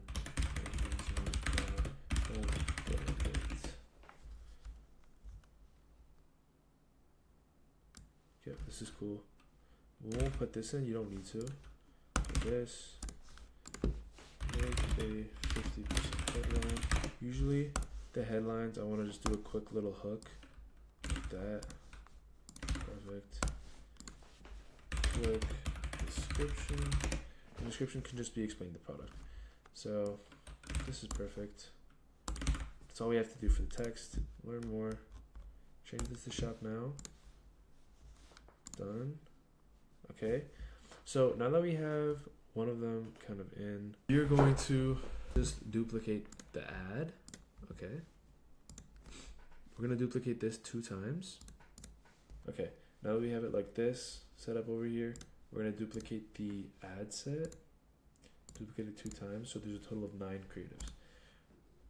Then we're just going to change the ad set names to 2 and 3. So again, how this is going to go is going to go 3 ads per ad set, 3 different angles, and I'm just going to go ahead and fill in all of the ads, all of the creatives. To do this, all we have to do is go edit media, change video, media, upload, put the next one in. And yes, this is for a different product actually. I should be just ripping these ones, but for the sake of this video, I'm just putting in these old creatives that I used to do. But yeah, all you basically have to do, because everything else saves, as you can see, because it's a duplication, everything else does save. Shop now you have to change. All of the text saves, and all you have to do is basically just go into 3, edit media, change video, and do it. So I'm gonna go ahead and do all of this, and I will let you know when it's done. Okay guys, it's done now. So basically all of them are filled out with different creatives, and I'm just basically gonna post it. So I'm gonna go ahead and hit preview to publish.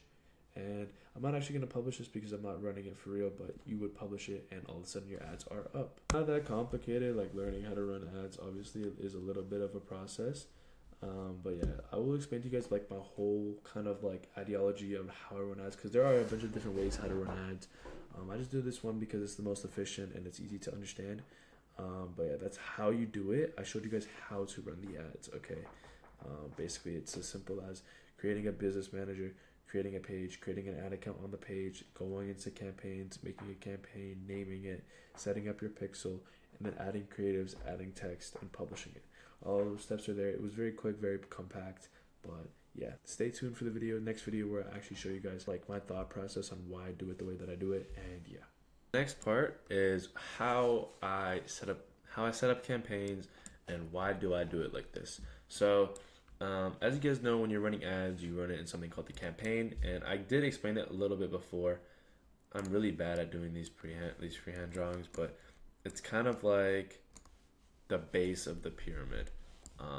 Should have them down there. Let's do it like down here maybe. Campaign, CBO, ad sets, creatives.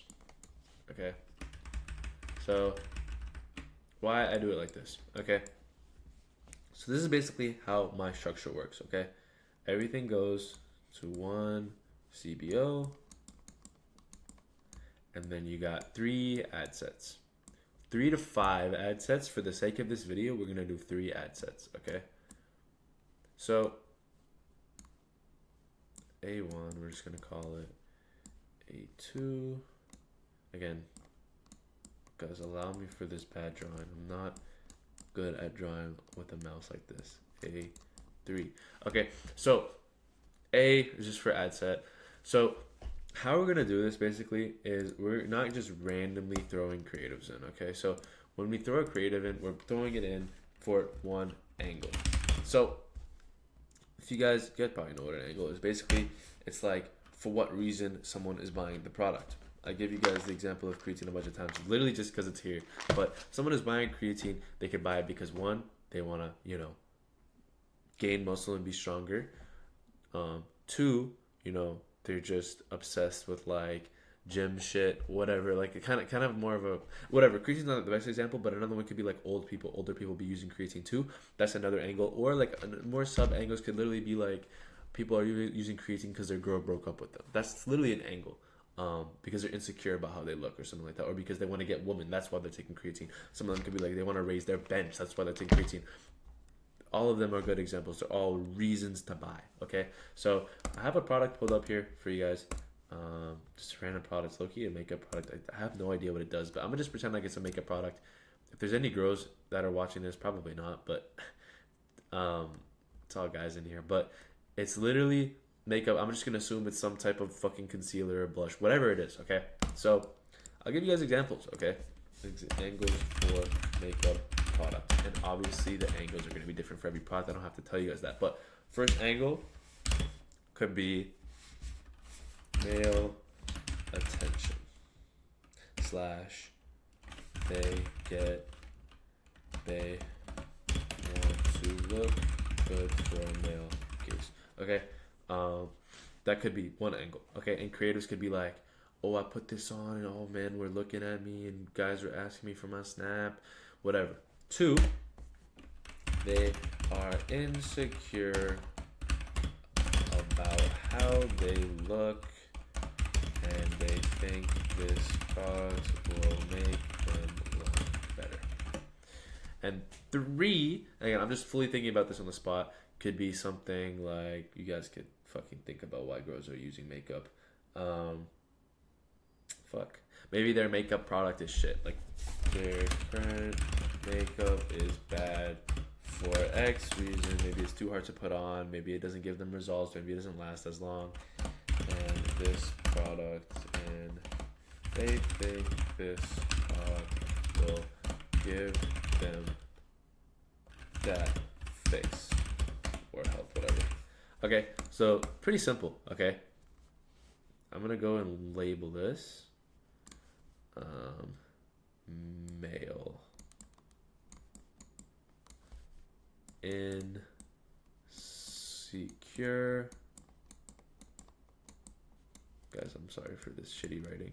And third is shitty previous whatever. I'm not even gonna say product. It's too much writing. Okay, I haven't gotten into this cow listing yet. And again, I don't know what these creators are gonna look like, but if I had to guess, it's between some of these things. So we're gonna go ahead and literally just look at some of these creators. And actually, I can't lie, with Loom, I don't know if you guys can hear it.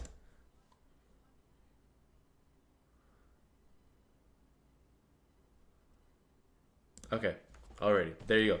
Break out. So this girl is breaking out. So I wonder what that means. You guys can obviously see she's insecure about how she's looking.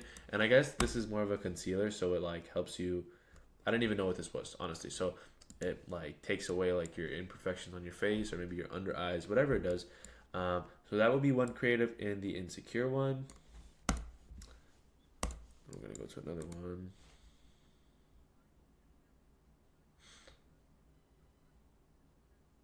Okay, there you go. So these angles might have been shit, honestly. Maybe male is not a good one for this product. Instead of male, we could be like under eye. So it could be more specific. People have bad under eyes. They don't be sleeping enough. That's that angle for sure. Concealer. Wow, you see so many angles for this product. See, this product is rinsed. That's why I'm using it because you guys aren't going to sell it.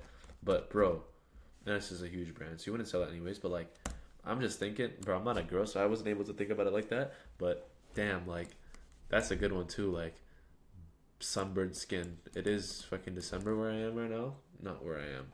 It's like winter. Not December. I'm retarded.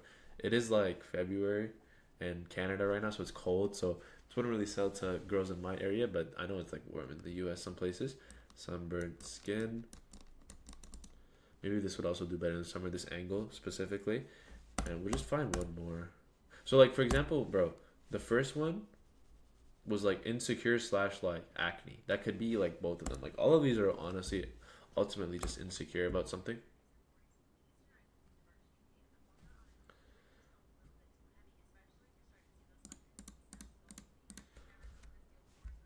Yeah, it's pretty shitty creative, honestly.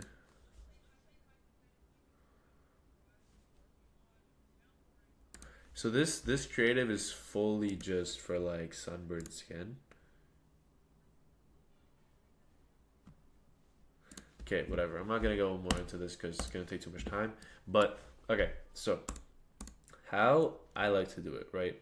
So we would do one CBO, everything broad, everything broad. All of the ad sets are broad, and then one would be for under eye creative. And again, I would go into these and actually see all of the available angles, and then I would pick 3 to 5 angles. Again, if there's more angles that you want to test, you can do it, but usually at 100 budget you want to stick to 3, maybe 4.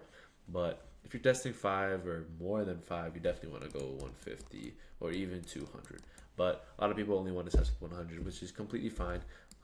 So yeah, what I would do, I'll just remake this because there's a lot of text over there. Fuck. Let me just erase everything. Bro, it's so stupid. Okay. So we'll do it again. Okay, so creative. So CBO, sorry. CBO. Campaign optimized budget. We're gonna go here just to give us some space. Here, here. We're gonna go, just gonna go A for ad set.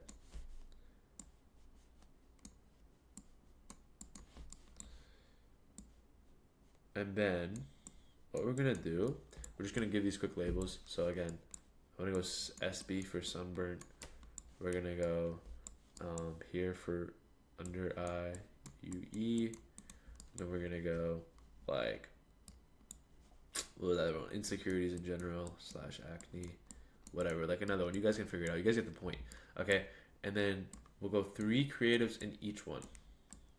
So let me explain to you guys why this like works, okay, or why we do this. Okay, so let's say that product specifically, if it wasn't as big but there was still competition, a lot of the times big brands, they like run in one specific angle. So that brand is Tarte. Tarte could easily be just running like almost all of their traffic to like insecurity based. Like you think you hate the way this looks on you. Or they could be running all under eye based. All of these things, and whatever they are, they have so much more demand than you think. So under eye, how many, like, bro, I would use that shit. And I'm not even a girl. So under eye, huge market, huge, like ginormous. Everything here you can scale. So why I say this is because basically, let's say a big brand or a big competitor, not even Tarte, let's say fucking Avela, random brand, is running this product, but they're mainly running it to the under eye space. Under eye pop. Okay? When you test this, you could definitely do this before, like research to see, but again, at the beginning, it's really hard to do this deep research and see exactly who they're targeting. But you're gonna come in and you're gonna test 3 things. And obviously, if the under eye pocket is saturated and these guys have all of the market share, then your creative is not really gonna pump out good results to here. You're gonna get shitty results. And then shitty results, I mean shitty CPCs, shitty CPMs, just terrible CTRs. Every one of your Facebook metrics are gonna be bad. But for these ones, and again, I'm not giving you guys a real example. This is a hypothetical because this product is honestly cooked. Like there's probably a ton of people running this shit. So honestly, all of these are cooked. You could maybe make it work. But these ones, it would perform better. So you would see low CPCs, low CPMs, low CTRs, everything like that, and you would see performance. So that's why you test multiple things. And then if we want to go a little bit further, with rips, it is a little bit hard. But we're going to go 3 creatives in each. And there's a bunch of different types of ads. Let's see if I can show you guys. Most rips are just pretty much just UGC style. Let's see if I can find one real quick that's not. That's like a B-roll or like something else. Like this. I don't know if you guys can hear, but you got like AI talk in the background, and then you got this, and then you show the product. That's another different type of creative. Usually, if like one type, if like a brand is completely like focusing on one type, if you come in and do a different type, even if you're hitting the same market, it can perform better. But yeah, that doesn't work all the time. Usually, like bigger brands, they try to hit like everything. They're in the whole shit. So yeah, that's kind of how I do it. To kind of summarize for you guys, I'll just type it out here because I don't want to drop. 1 CBO campaign optimized budget, 3 to 5 ad sets, each hitting a different angle slash desire, whatever you want to call it. Basically, just reason for them buying, and then 3 to 5 creatives in each. Basically, try to do diff formats, and then depending on how many you do, like how much of everything, you're gonna want to do $100 budget, daily budget. We'll go to 100 to 150 daily budget. And basically how this works is, again, I'll explain this in another video, but like reading metrics and stuff, like you're gonna run this for at least 1 to 3 days. Don't cut it after it gets 30 spend and you don't get a sale. Like, that's just stupid. Look at the metrics though. I will show you guys how to look at metrics later, but yeah, usually as long as you get a couple sales, you want to run it for 3 days to see it optimize and see if, you know, Facebook can lock in and put your creatives out to more people.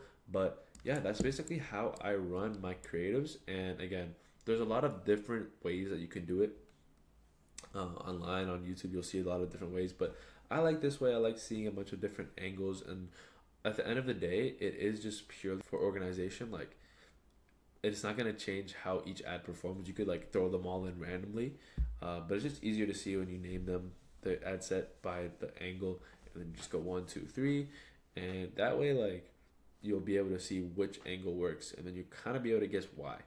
But yeah, I'm gonna show you guys how to read metrics and how to like kind of determine whether you should like go forward, scale, add more creatives, and yeah. So these are some stores that you guys can look at while you're like doing product research. You're trying to build your store, because I know like it is kind of hard to see like what is a good store.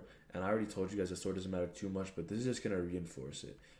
These are just some stores that I'm just gonna go through, like how much revenue these guys have done, which is, it's gonna kind of blow your mind. So Resilia, it's in like 300 plus K days. High Smile, I can't give an exact number, but like literally a shit ton per day.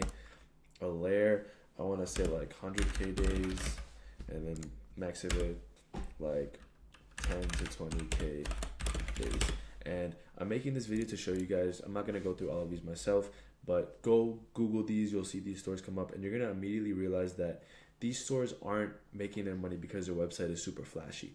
And I want you guys to also look at these Facebook accounts and see what type of creatives they're running. They're finding what's working, they're reiterating, and they're retesting different angles and different variations of the same angles. So look at these guys, understand them, study from them, get inspiration from them, because they're all very, very, very good, and they all make a fuck ton of money and have tons of teams behind them.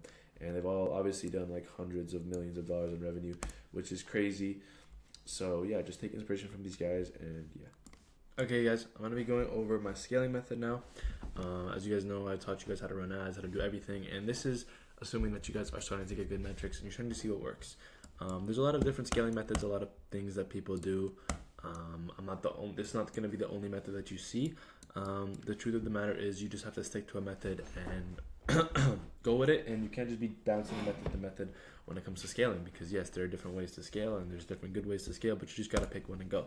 So this is what worked for me, and this is how I learned, and this is how I've taught people, so I'm going to teach you guys. So there's 2 types of scaling, okay?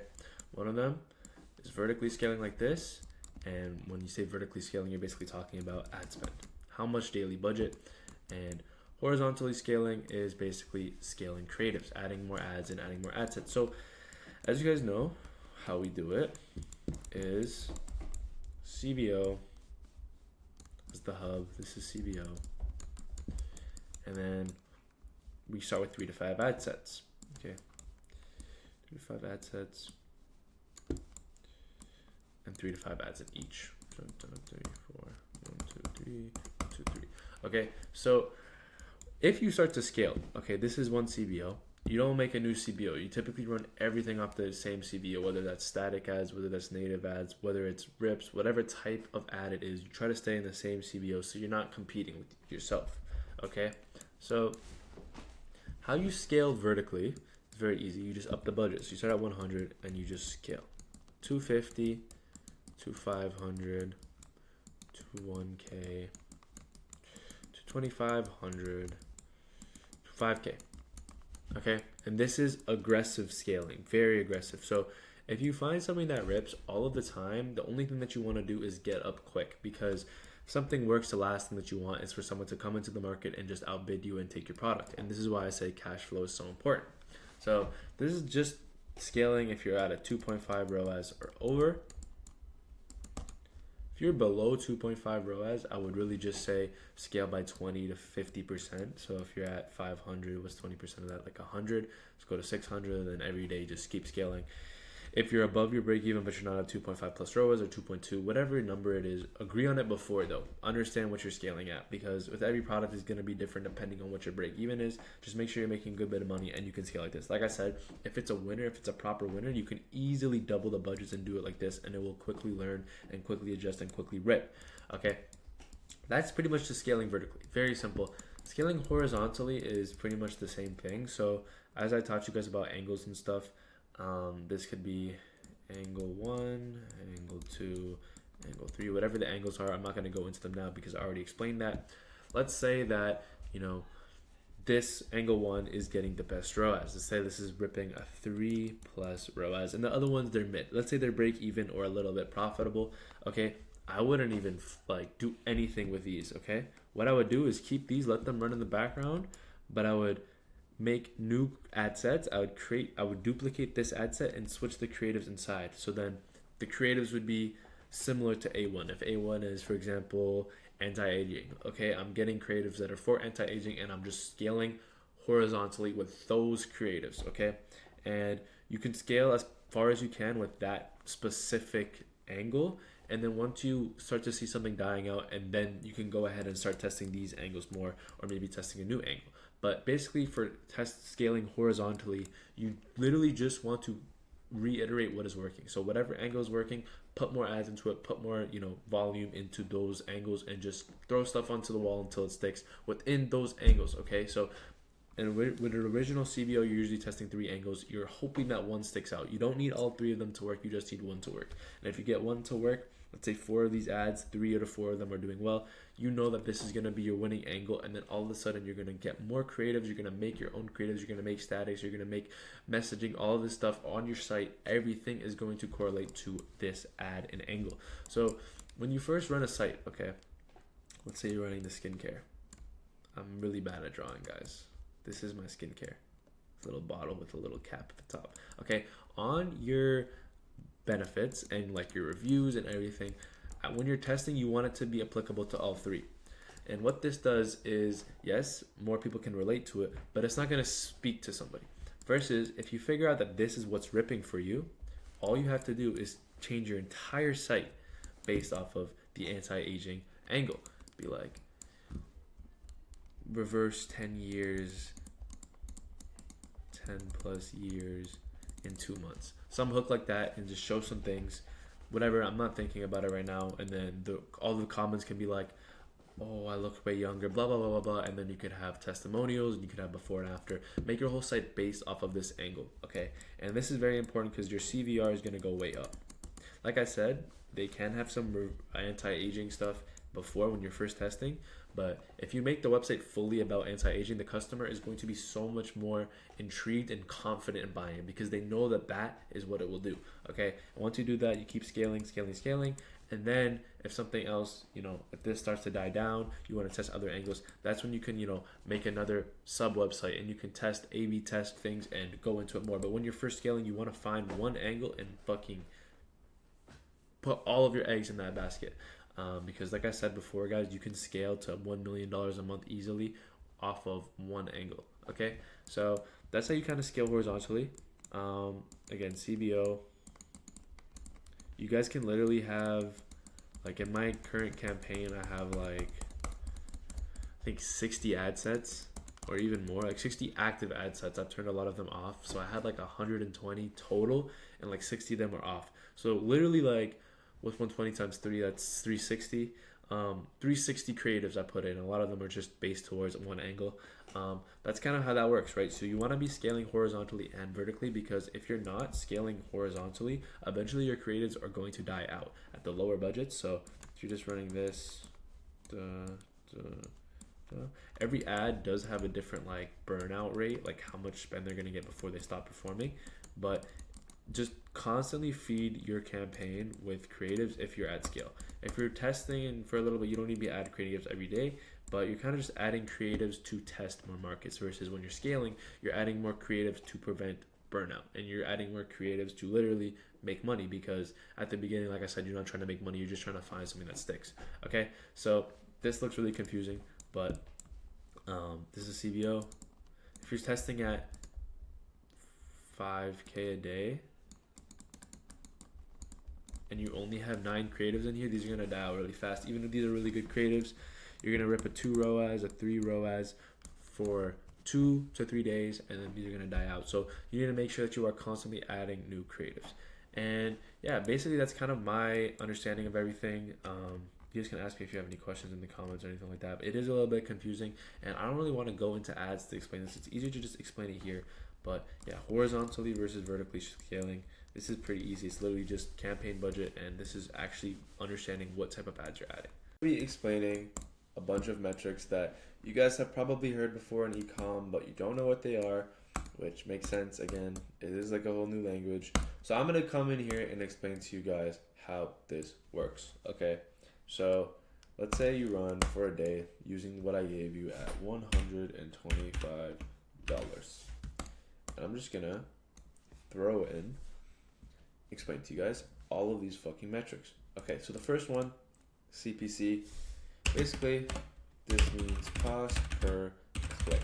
So this means how much does it cost for someone watching your ad to click and go onto your website? How much are you paying for each person to go on, pretty much look at your site? Not buy, not add to cart, nothing. Yeah, pretty simple. A healthy one, you guys are gonna be like, "Oh, my CPC is this, my CPC is that." Healthy one is like 0.5 to 2, I would say. I think either like anything over 2 is kind of, pushing it maybe. But like I said, metrics, don't focus on them too much as long as you're making money. Cost per mil. Mil is like French or some shit for 1,000. So how much does it cost for 1,000 people to watch your ad or for it to come up on their shit? Basically, healthy one for this is like, I'd say 40 to 60, maybe 30 to 60, 30 to $60. Anything in this range is kind of good. CTR is basically another version of cost per click, but it's the percentage. So what percent of people watching your ad are clicking onto your site? Again, a healthy one would probably be like, I don't know, 3 to 7 maybe. This is percent. But with this, like, the better doesn't necessarily mean, like, the higher does not necessarily mean the better, depending on the other metrics. So you have to go based off everything. Let's say this is at like a 12% CTR. You're like, oh, this is so good, so many people are clicking onto my site. But then your CPC is like $8. Then obviously that means that just your CPM would be super high, and your traffic is too expensive. And even though your CTR is good, like your rate of people watching it are good, it's too expensive to get out to those people, so it doesn't mean shit. Cost per add to cart, this is so important at the start. You're not necessarily looking to be profitable in the test phase, you're just looking to see some type of buying intent. So when you see a cost per add to cart, you're basically, obviously, you guys can, put two and two together. It's how much it costs for someone to add your product to their cart. Anything from like $3 to $10, I want to say, is good. Again, not too strict. ROAS. So again, at the start, it doesn't matter too much. You kind of just do want to be break even. If you're breaking even in the test phase, that's pretty good. But like I said, you can anything. Again, ROAS doesn't matter too much, but after day 3, you want to be 2+. You don't have to be, obviously, but 2+ would be really good. Hook rate. This is kind of important. So all of the people that are kind of editing and making iterations to their ads, Hook rate is basically, you know, what percent of the people are watching it and what percent of the people are scrolling past. A good hook rate, realistically, is like 50% plus. But again, everything is congruent. These all have to go together for something to actually mean it's good. Like a hook rate can be good, but your ads could still be shit. The only things that I would say like is good without anything else is this one and this one. Hold rate, how many people after you hook them are staying and watching until 75% of the video. Not how many people, not of people you hooked, but like how many people total. So it could be like 40 would be good, or like 35 would be good. And then frequency. Frequency is a really important one towards the end. Like not towards the end, like after you test. Basically, this means how many times an ad is being shown to somebody before they buy. Okay, so all of the people that buy, Facebook tracks everything. Everything you do on Facebook is tracked. So every time you buy, if someone buys, you are tracked, and they tell Facebook how many times an ad was shown to you before you bought. A good frequency is 1.5 to 2. No, you don't want your ad to be shown to them more than 3 times. That really just means that your ad is basically fatiguing and it's dying out. And yeah, you don't want that. You want 1.5 to 2. There's not much you could do about like this one. Like it kind of just means your creatives are fatiguing. But yeah, so these are kind of the metrics explained. They are pretty simple, obviously. You guys, all of this stuff you guys probably hear and you guys are just expected to know. So here I am explaining this for you. But yeah, like I said, all the stuff is pretty public. You guys can Google any of the stuff and like get more insight on it. But this is like the basics of it. ROAS is return on ad spend. I don't know if I mentioned that. It's the most important one. When you're scaling, you need to just look at ROAS pretty much. That's it. But yeah, this is showing all of the all of the metrics, and yeah, see you guys in the next video. I just want to explain something real quick. The brutal truth about dropshipping in general is Facebook ads have never been this fucking expensive, okay? So I only started e-com about like 6 months ago, and I never got to experience the super cheap CPMs, super cheap CPCs, but some of my friends that have been dropshipping since like 2020, they would tell me that they would launch a product and it would be like a 20 CPM, or like it would be a 0.3 CPC. Like, this shit was crazy, okay? And now you will never see that again, okay? CPAs now, you scale at $30, and CPMs can be $100+, and CPCs that can be $2+, and you're probably thinking, damn, how are you even supposed to compete with all of this stuff? There's so many more people running Facebook ads. So many more people are making money online, and so many people are just using Facebook in general to run their business, whether that be dropshipping or SMMA or anything else. And how do you succeed even through this? The real reason is LTV / subscriptions / building a brand. Okay, so I'm not gonna lie, and you guys have probably heard this before, but the pump and dump dropshipping era is over. And I personally know dudes who back in 2020, back in 2021, they would launch some ads on Facebook, some bullshit website, no branding, no nothing, and they would print. And the reason for this isn't because people realized dropshipping is a thing and they were like, oh, I'm not going to buy off a scammy website anymore. No, that's not why. The only reason is because Facebook caters towards the better creatives and the better websites and better quality ads. So yes, these bullshit things that used to be able to make money because there was no one in the market, that doesn't fly anymore. There's so many people in the market, and the only way to do this is building a brand. Because if I build a brand, Avela, custom packaging, and you see branded images, and you see guarantees, and you see all of these things that are going to push you to buy, you're going to go with Avela over some bullshit, non-branded. And when you have a brand, you can also run subs. And I'm going to explain subscriptions in one of these videos, but the truth is, if you're not running subscriptions or you're not building a brand, you're just doing a quick pump and dump. And even with this competition in the market, yes, you probably can make some quick money, but you're just pumping and then you're dumping and then you're never making money again. And you're going to have to just keep doing that, keep doing that, keep doing that. Versus me, who I took the branded approach, I now am sitting on 30 to 50K profit every single month by just running subscriptions. And you can't really run subscriptions if you don't have a proper brand behind you. So take this into account, and a lot of people are going to be like scared of this shit, and you shouldn't be scared. You should actually be like happy, realizing that this is the lowest it's ever going to be. This stuff is going to go up, this stuff is going to go up, and this stuff is going to go up. This is the lowest it will ever be. So enjoy it, take advantage of it, because there's going to be people in fucking 2030 being like, damn, in 2026 metrics were so cheap, like Facebook ads were so cheap. And you can keep complaining, you can complain, you can mope, you can cry about it, but the best time to start is now. So yeah, is like, what is an offer? I used to think that, like, what is an offer?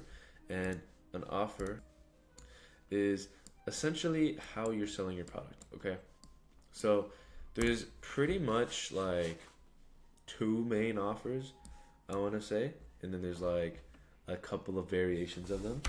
So the first one is gonna be buy one, buy two, buy three, and the pricing of these could be pretty simple, like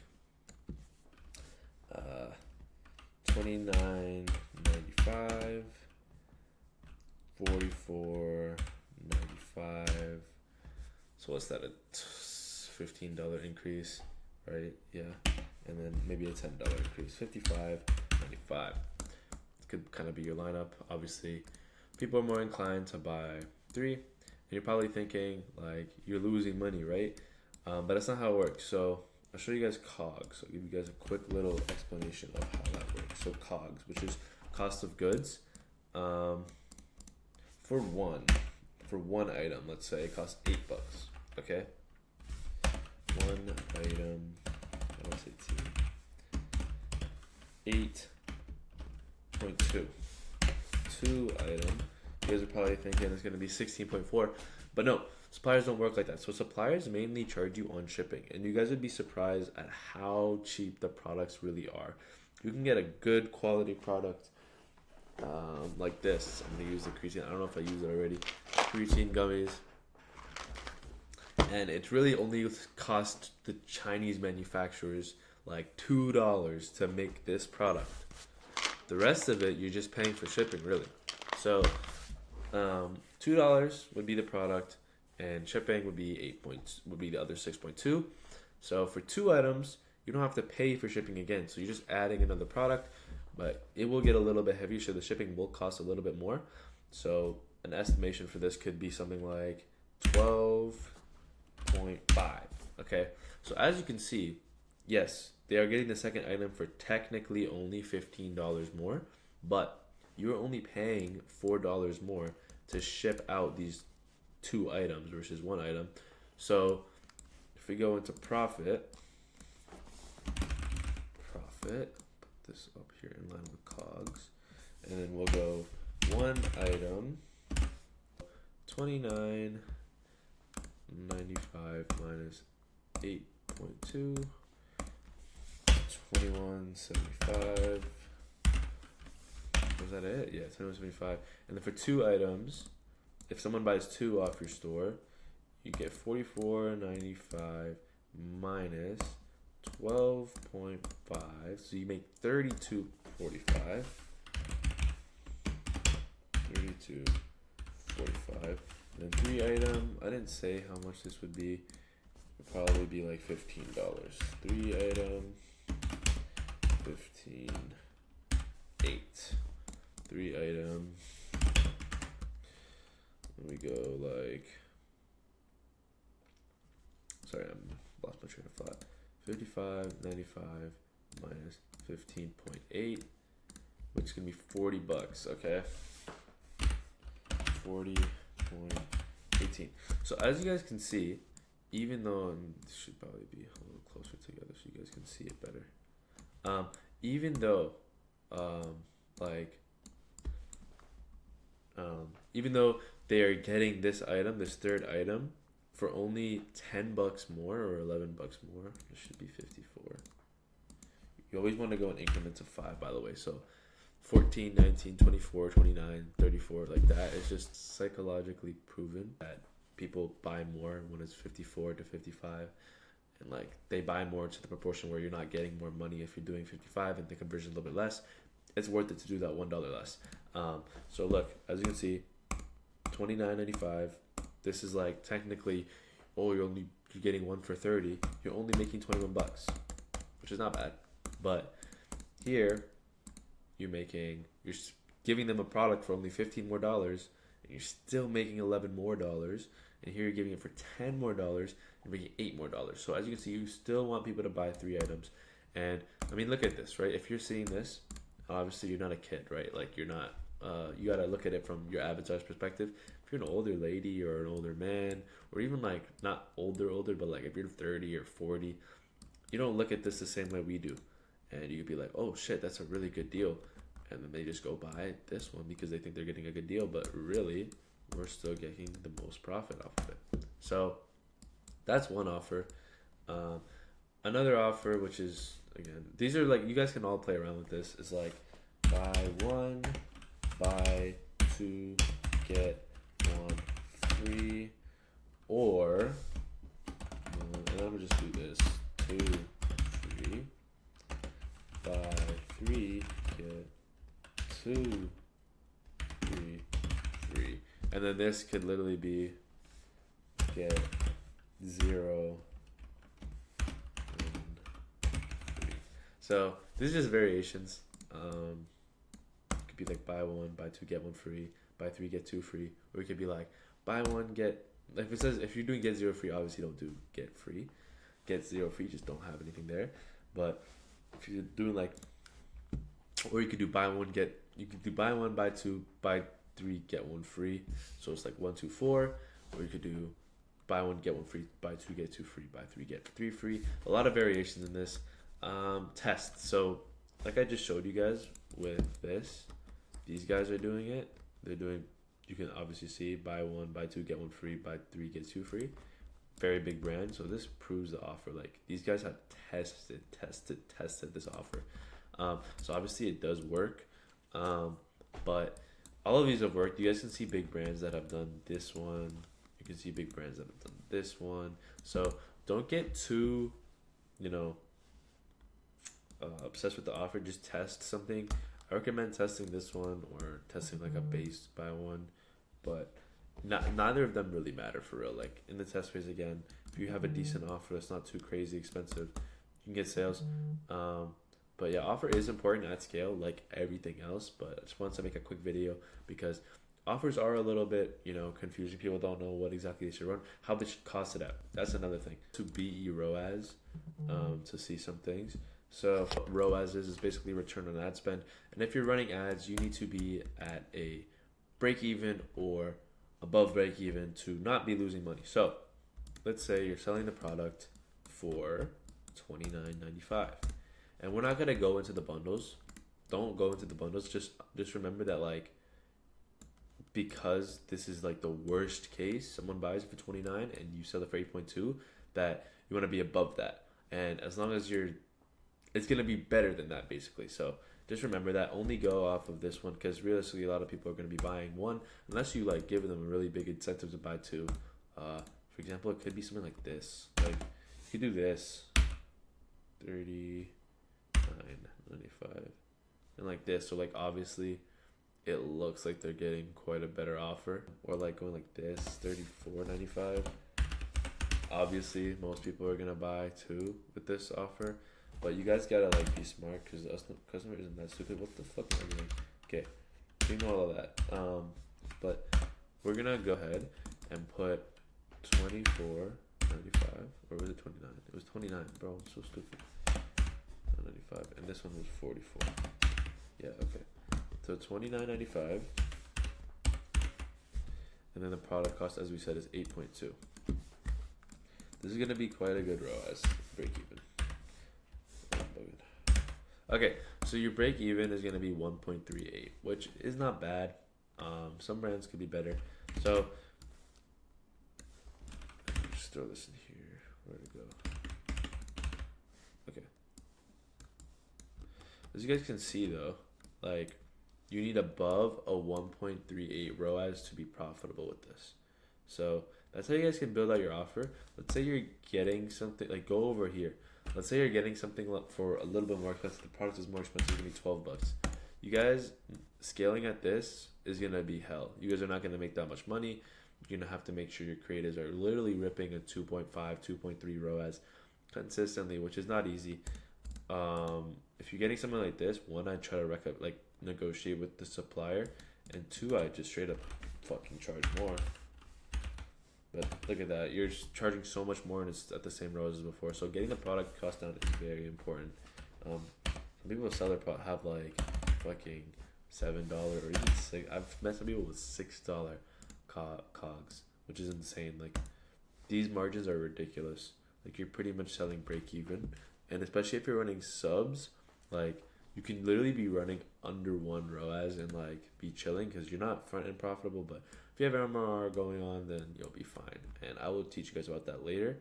But yeah, these are kind of some different types of offers to run, some things to think about when it comes to that. But other than that, guys, like it's pretty simple, everything. So yeah, I'll see you guys in the next video. Alright, y'all, so for this video I'm gonna be explaining subscriptions, and in my opinion this is the most goated part of ecom. So subscriptions has only been kind of like a model or a part of ecom for, I want to say, like the last year or so. But as you guys know from the name subscriptions, when someone buys a product, before they would buy it once and that customer was mostly gone, and you could get them back by like email teams, so like they would get some emails once in a while and hopefully they buy again. But realistically, when there's online products, you're gonna buy it one time and you're done with it. But the new form of dropshipping, and this is honestly what most dropshippers are doing now, almost all of them, the people that are making a ton of money, they're not even worrying about the products that are going to be able to run with subscriptions. And the thing about subs is only certain products can be ran with subs. So this water bottle, if I'm drop shipping this water bottle, I'm not going to be able to sell subscriptions on it because no, you don't need a water bottle every month. Okay, that's common sense. However, creatine gummies again is my example.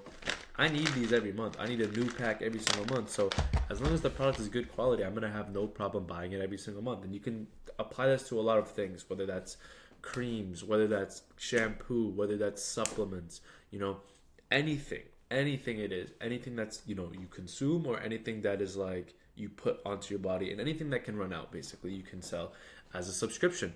And, I run a product that has subscriptions, and honestly, I'll be completely straight up with you guys. If I wasn't able to run subscriptions, I would not be able to run my product. The ROAS goes down, the ROAS drops, and all of a sudden you have to have subs to be profitable. And I'll just explain to you guys how this works because it is a little bit confusing. So there's something called CPA, and this is cost per acquisition. How much does it cost to get a customer on your store? And basically all you have to see if you're profitable is CPA versus VS LTV, which is lifetime value, minus COGS. So COGS is cost of goods. This is all it is, okay? So CPA is on the ad side. How much does it cost? Let's say it costs $20 for a buyer, someone to go onto your website and buy. LTV, for example, is lifetime value, okay? So without subscriptions, they're just buying it one time. Let's say the product is $34. No, we said 29. Let's say it's $29. And let's say COGS is $8. Okay? 8.2. As you can already see, you're making 0.8 cents on every single order at this rate.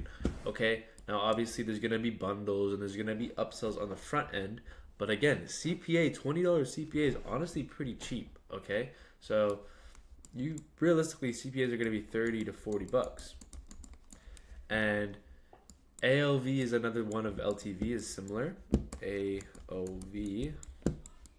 For non-sub products, AOV is pretty much LTV. Okay, so most people are buying it one time and that's all they're buying. Okay, but with subscriptions, average subs go for 4 to 6. Okay, so CPA, cost per acquisition, it can be, let me zoom in and like make it look better. It can be 40 bucks. can be your CPA. And your can be the same order, $29 is your AOV, but you're timesing that by 4 and minus COGS. So on your first order, okay, the first time people buy, you're gonna lose quite a bit of money. You're losing that 8.2, so it's gonna be 21.8, and you're gonna lose 19 bucks about, or 18 bucks, okay? Minus 18 bucks on the first order, so you're going negative, okay? But the beauty of this is they're gonna come in minimum 4 times. So 4 times 29 is 30, but there's COGS, so we're gonna take off 8.2. So 4 times 21, we're gonna just round to 21. That's 84 bucks. Okay, so first month you're down $18 on that customer, but over the next 4 months later,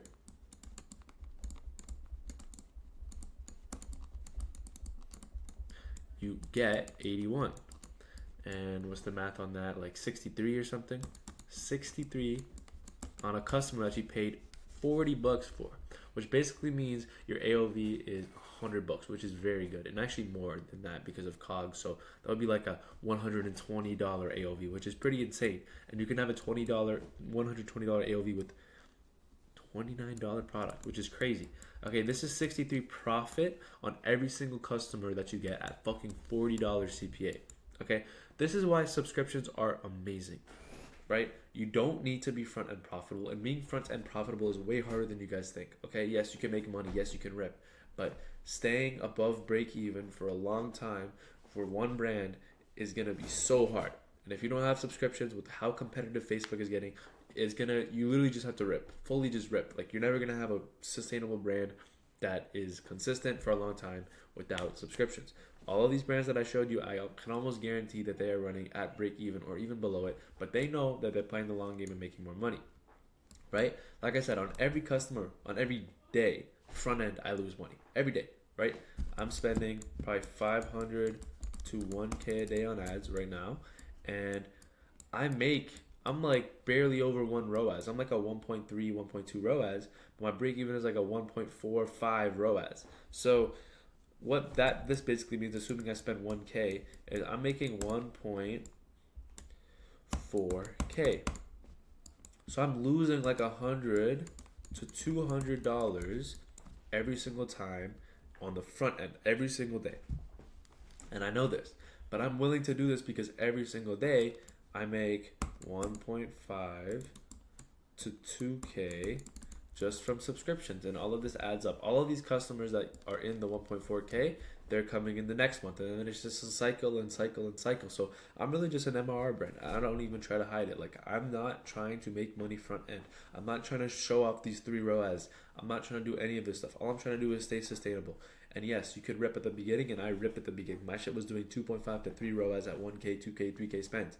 But it's not doing that anymore. Okay, the ads fatigued, and I think the market fatigued, and yeah, it's really hard now. And my CPA recently has been like 35 bucks, and my AOV is only like, 35 bucks. So I am losing money, is very obvious, but with subs, it's okay.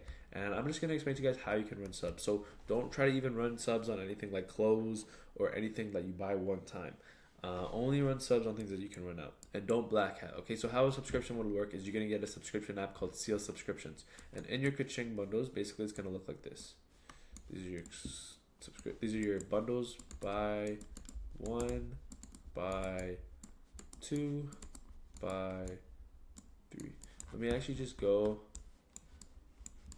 Yeah, this is a brand. As you can see, they have their save 25% with automatic refills, which is just subscriptions. Okay, so they have it under there.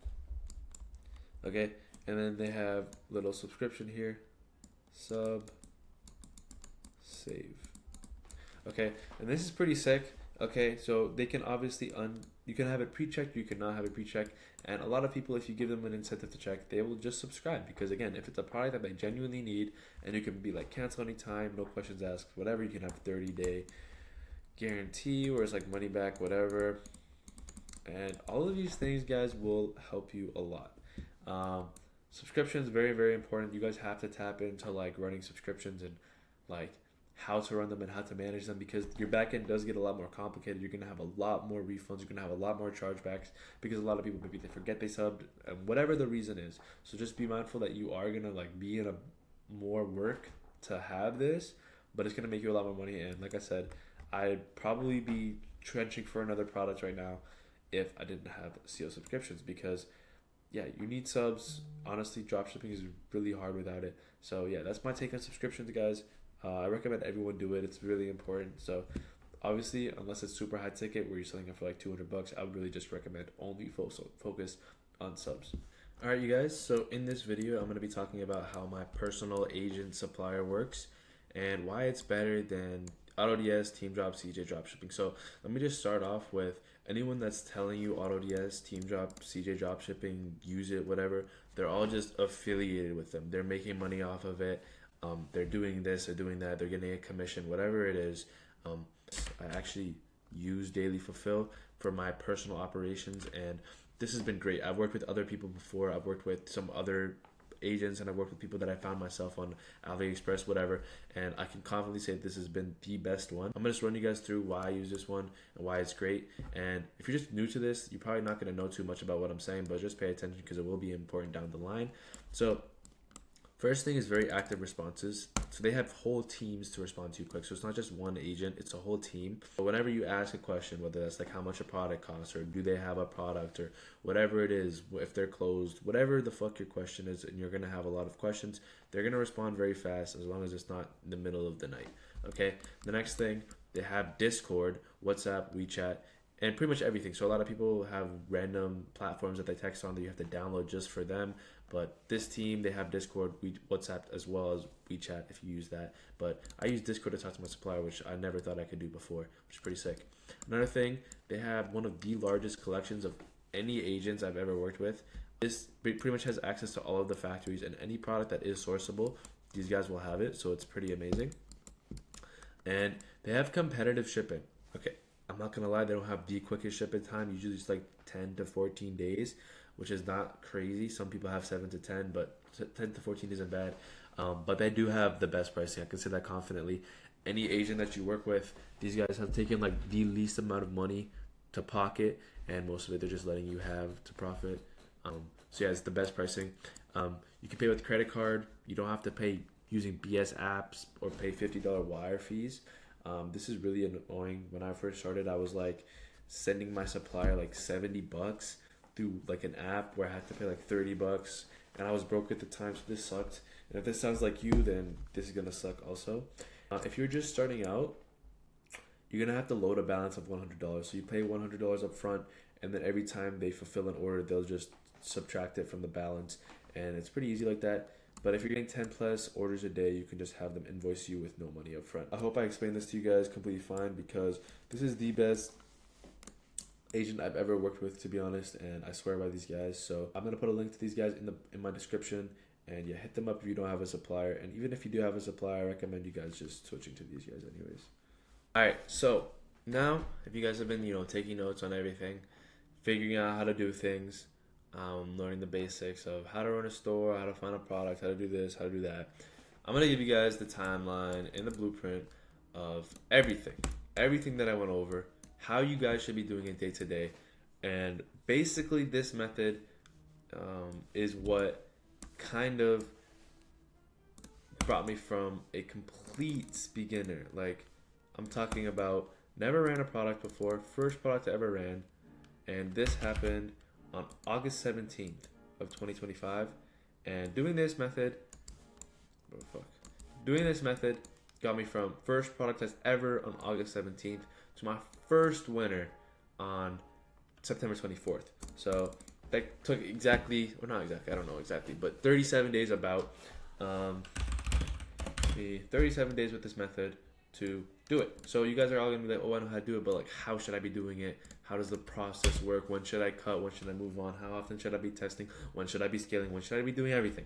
So it took me 37 days with this method to find my very first winner. Still running it today.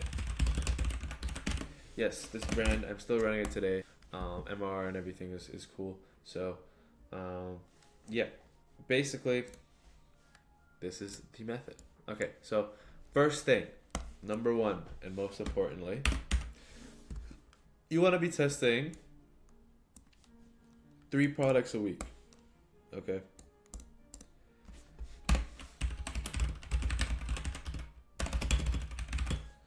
I don't know why I'm doing it like this. I'm kind of retarded. Okay.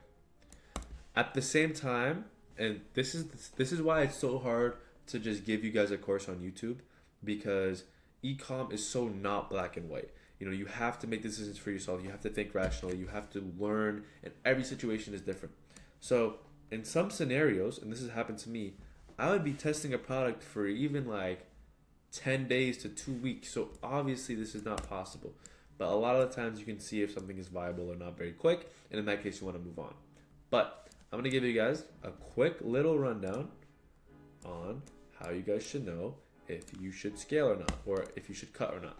Okay, so day 1, as long as everything is correct. So if you fucked up something on the Facebook side, if you fucked up your checkout, if you fucked up something. By the way, when you guys run up a test, you should make sure that you can actually order from your store before you run it up. But yeah, okay, so basically, the first thing that you're gonna do for is sales. If day 1 you have 0 sales, cut. If day 1 you have 1, 2, 3 sales, don't cut, optimize. If day 1 you have, 5 plus CPC, but 0 to 1 sales, cut. Again, these are just some quick little examples. 5 plus CPC, cut. There's some things that you're gonna make you want to cut, okay? If you realize midway through test your margins are shit and it's impossible to make it work, cut, okay? Day 1 though, this is day 1. A lot of times, you'll be running it for more than that. Now I'm gonna tell you guys day 2, what you need to be looking for. If by day 2 you have 0 to 2 sales, cut. If day 2 you have 3 to 5, by the way, no budget increase. You're not budget increasing yet. I'll tell you guys if you are to budget increase. Sales, optimize. If day 2 performs same as day 1 with profitability, but some sales, still cut. Okay? That's for day 2. Day 3. Day 3, have to see profitability, or else cut. You don't have to be super profitable, you just have to see that it is profitable, or cut it. You're not gonna sit here beating a dead horse. That's pretty much it. Like, day 3 is the end. If whatever. If you're not profitable, cut no matter what. Okay. Day 1 to day 2. This little portion right here. I'll make it nice. Yeah, like that. Definitely add creatives. So basically just go into your campaign, make a new ad set, duplicate some ads, add some more creatives, fresh creatives to see. The reason why it's not working is because maybe the creatives are just dog shit, but you guys should be knowing this before. And same thing over here. Add creatives. Okay. This is pretty simple. This is basically your timeline of running. Okay. Add creatives or cut. So this is how you should be doing it. Again, at any point here, you should be cutting. Cut. Don't be scared to fucking cut. Emotional attachments to products slows down speed. So I get it. You know, you guys, you find a product that you think is fucking sick, and you're like, I don't want to give it up because it's like sick. Like I think it could be my winner. I get it. I've been there. But you have to understand that that's probably not your winner, and your hit rate is not going to be 50% or probably even close to 50%. You just have to make sure you're learning from every test, realizing why stuff worked, realizing why stuff didn't work, and then moving from there. Okay, it's pretty simple. This whole process is pretty simple. You just need to make sure that you're not thinking emotionally, you're thinking rationally. Okay, so that's the number one thing you want to be doing while you're in a test.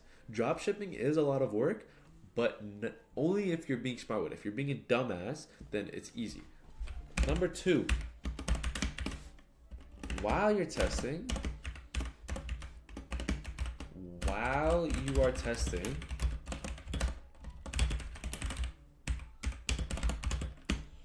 product research.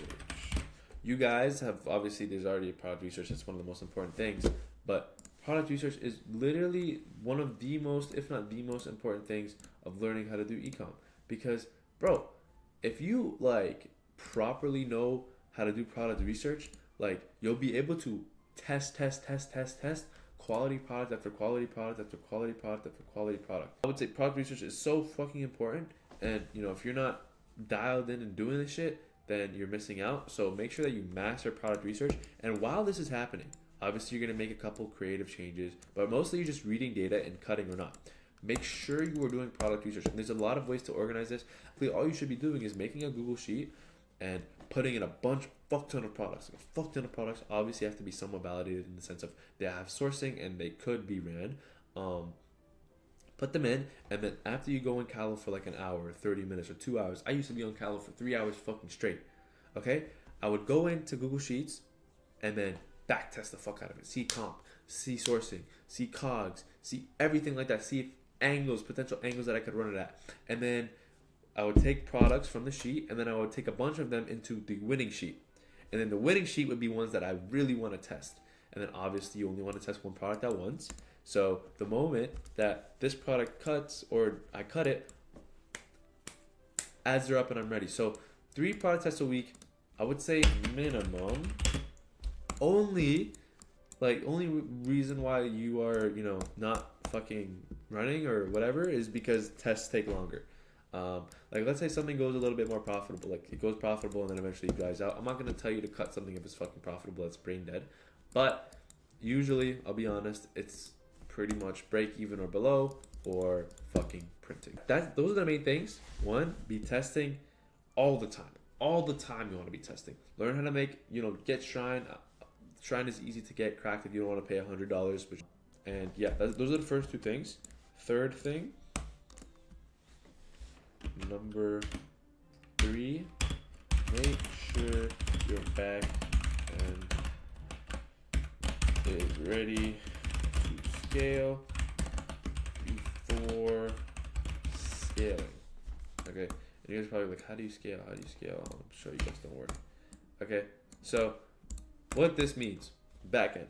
Okay, if I was testing again, and by the way, I'm saying this out of experience because you can technically scale before your backend is ready, but you might get fucked. I almost got fucked and I almost lost a lot of money, but I was able to pull it through. But I don't recommend you guys do this. Okay, basically, backend. So it could be VAs, it could be suppliers, it could be email team, it could be chargebacks. There's so many fucking things you have to worry about, and if you're getting 3 to 5 orders a day, it doesn't fucking matter. But if you're scaling up, you have to make sure this shit is in check. So I'll give you guys a quick little checklist to do before you like up budgets crazy amounts. So number 1, VA, virtual assistants.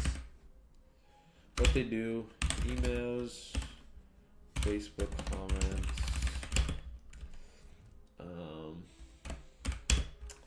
chargebacks, subscriptions, all of that. Okay, at the beginning you're mainly just worrying about the first 2. Basically, if you guys get, what you will, when you guys get emails being like people want to cancel their orders or people asking where their orders at, if they don't get a response, they're going to start to freak out and they're going to charge back and call their banks, whatever the fuck they're going to do, report you guys. You don't want that. So you need a VA to make sure that she's responding to the emails and complying. And I like to go on Upwork, I like to go on Fiverr to find these VAs for cheap. You can give them like $5-10 an hour, and call them, hop on a text with them, give them a Google Doc to make sure that they know exactly what their job is. Okay, this is very important. Second, 2 chargebacks. Woo! Make sure your fulfillment is ready. Okay, make sure your supplier. Sometimes suppliers will only have like a couple of, not a couple, but they'll only have so many products, like one, like your product. They'll only have so much of your product, and they won't be able to scale. And then all of a sudden, it's gonna take 2 weeks to order from the factory to her warehouse, and then ship it out from her warehouse to you. So make sure that's not but make sure that's not happening. That will fuck up your chargebacks, and that's the main thing with suppliers. Other thing, charge blast,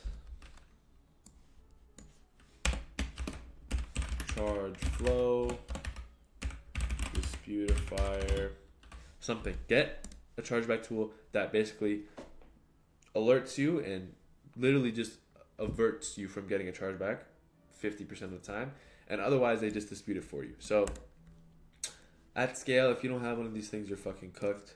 Pretty much in today's day and age, when people are like they just charge back anything and everything. So be careful with that. And cash flow, that's another one. Cash flow.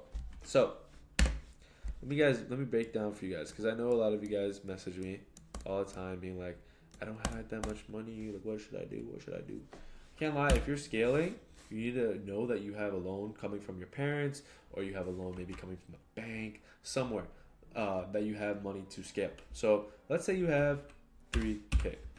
You think that's a good enough money to scale, you are fucking cooked. Okay, so let me just explain to you guys how it works. So at the beginning, probably won't hit at the beginning, but it doesn't matter. When you're not getting big money from Shopify, they don't pay you out very fast. So let's say you find your winner, you're at 3K, you're spending $100 a day on ads.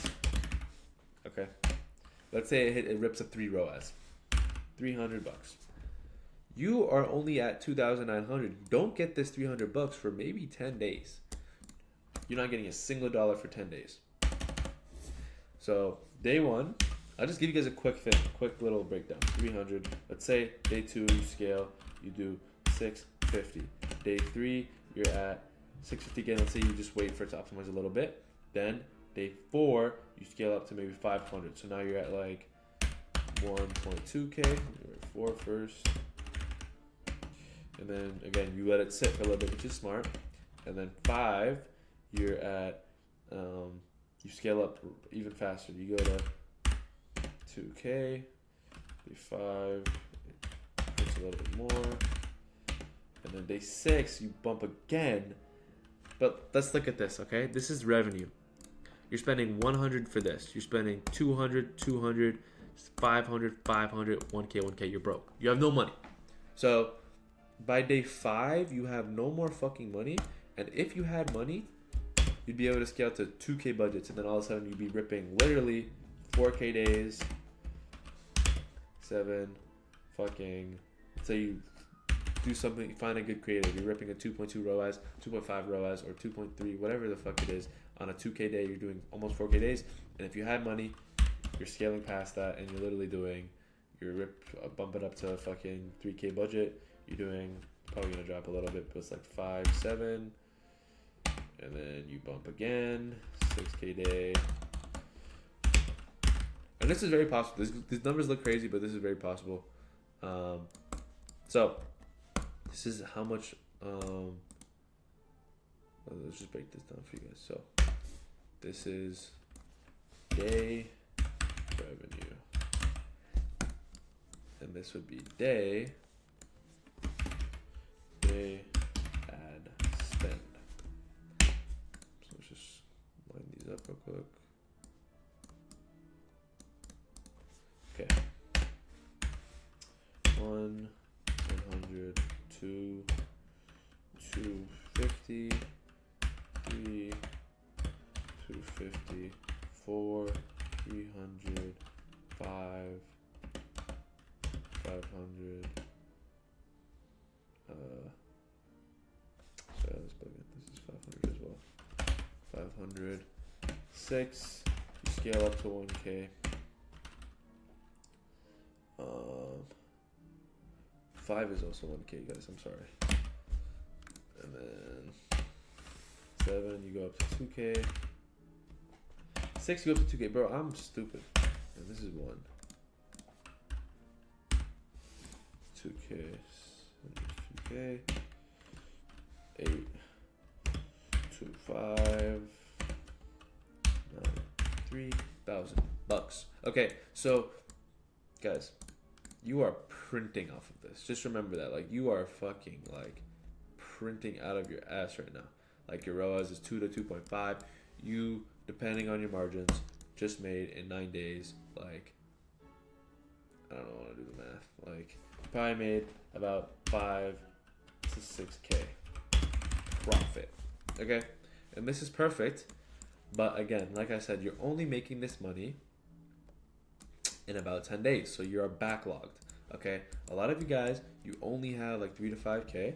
And look at this. 5, 7, 9, 10K, 10.5K you just spent without getting $1 back. So you do need to be a little bit liquid. I'm not going to lie. Or you need to get, from your parents or credit card or whatever it takes to be able to afford this. And the good thing is that you'll be able to afford this if you're hitting these numbers. You know you're going to get that money back. You just need a little bit of a booster until you get that money. So, so that's how that works. You don't want to scale. You don't want to even go up to 650 or 1K if you only have 3K liquid because you'll get cooked. So yeah, I kind of did go on a tangent on that because that did happen to me. Testing and, figuring out products, how you should do it. Pixels also. Switch your pixel every test. Just because it's going to different traffic, so you want to make sure that like you're getting a fresh pixel to learn your audience, the correct audience that you want, and stuff like that. So that is important. But yeah, so other than that, guys, this is the main blueprint. Okay, you're gonna be testing 3 products a week, hopefully minimum. If a product goes like shit, you want to be ready to run different products ASAP, like that day. When you're testing, do product research, figure out new products, figure out the next product that you want to run, and overall, guys, make sure your back end is ready. Make sure that you don't necessarily have to be liquid, but maybe talk to your parents, maybe talk to the bank. And be like, how crazy would it be, or what would it look like if I was to take a 5K loan, or get Amex if you have Amex, or credit card that gives you, these bigger limits that let you spend this money, because you can print very fast off of ecom. Your life changes very, very fast, but you definitely need to be ready. And I would say also with all of this information that I'm giving you guys, just make sure that you are like actually listening, because all of this stuff, it might seem like it's not here or not important or far down the line, but in reality, guys, there's no point of fucking testing a product and going through this if you're not ready to go through this, because this is right there. It's the next step.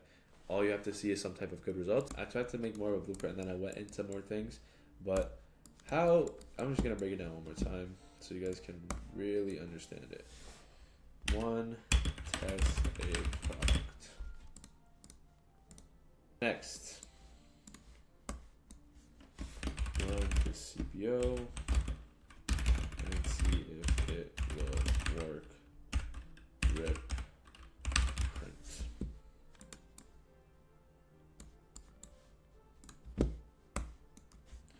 If it does,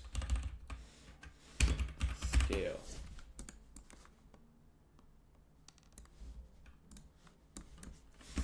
If it doesn't, repeat with a new product. It's pretty simple, right? You guys don't want to sit and test a product for a long time when it's not a winner. A lot of the times when it's a winning product, you will be able to see semi-quickly. So yeah, test a product for 1 to 3 days. See if it will work. If it works, scale it. If it doesn't, repeat with a new product. Again, you guys will not hit. Likely, you guys might hit early, but likely it's going to take you 5 to 10 minimum product tests to see something that works. So don't get up in your head and know you're not going to lose all that money. You're probably going to be break even or a little bit negative. So you're only going to be losing a couple $100, but make sure you're going quick. It's the fastest way to learn. You just want to make sure you're learning from every product test, seeing why something works, seeing why something doesn't work. And other than that, guys, like, it's a pretty simple process. You guys know how to do this. I taught you guys how to test the product. I taught you guys how to run a CBO and like how I do it.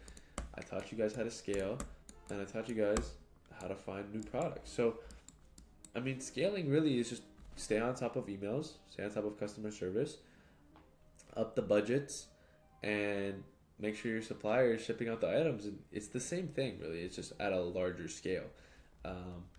So yeah, you're not that crazy scale where you need to go into like Google marketing or anything like that. But yeah.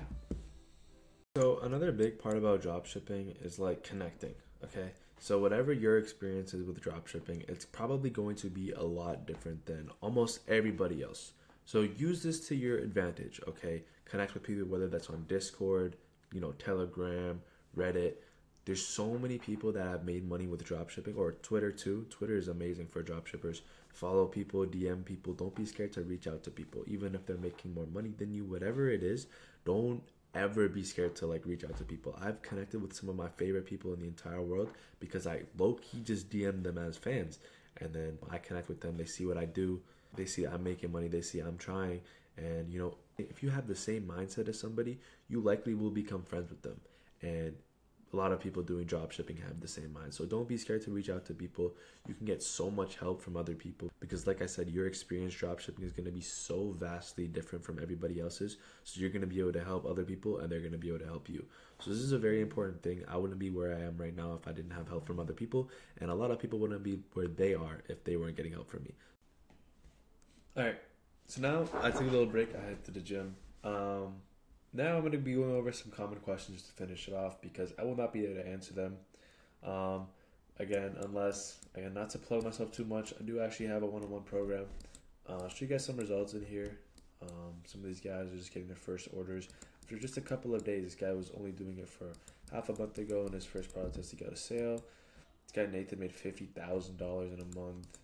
This guy Highest Fox, his name's Steven, he made $30,000 in a month. This dude made $5K in a week. This dude hit $2K in a single day. This guy got his first sale. Papa, this guy started like 10 days ago and he made a $500 day. He got his first sale. And there's one more, down here. So me, 1.3K day. So these are some of my students. I've been personally helping them and taking them through the process of how to build your store and how to scale and everything like that. So if you are interested, that link is going to be in the bio. So if you are interested in applying there, you can go ahead and do that. But yeah, let me go back to the question. So the first question is going to be, how to find a good supplier. And this is a really good question because a lot of people, they want to use, AutoDS, or they'll just manually do it themselves, or TeamDrop.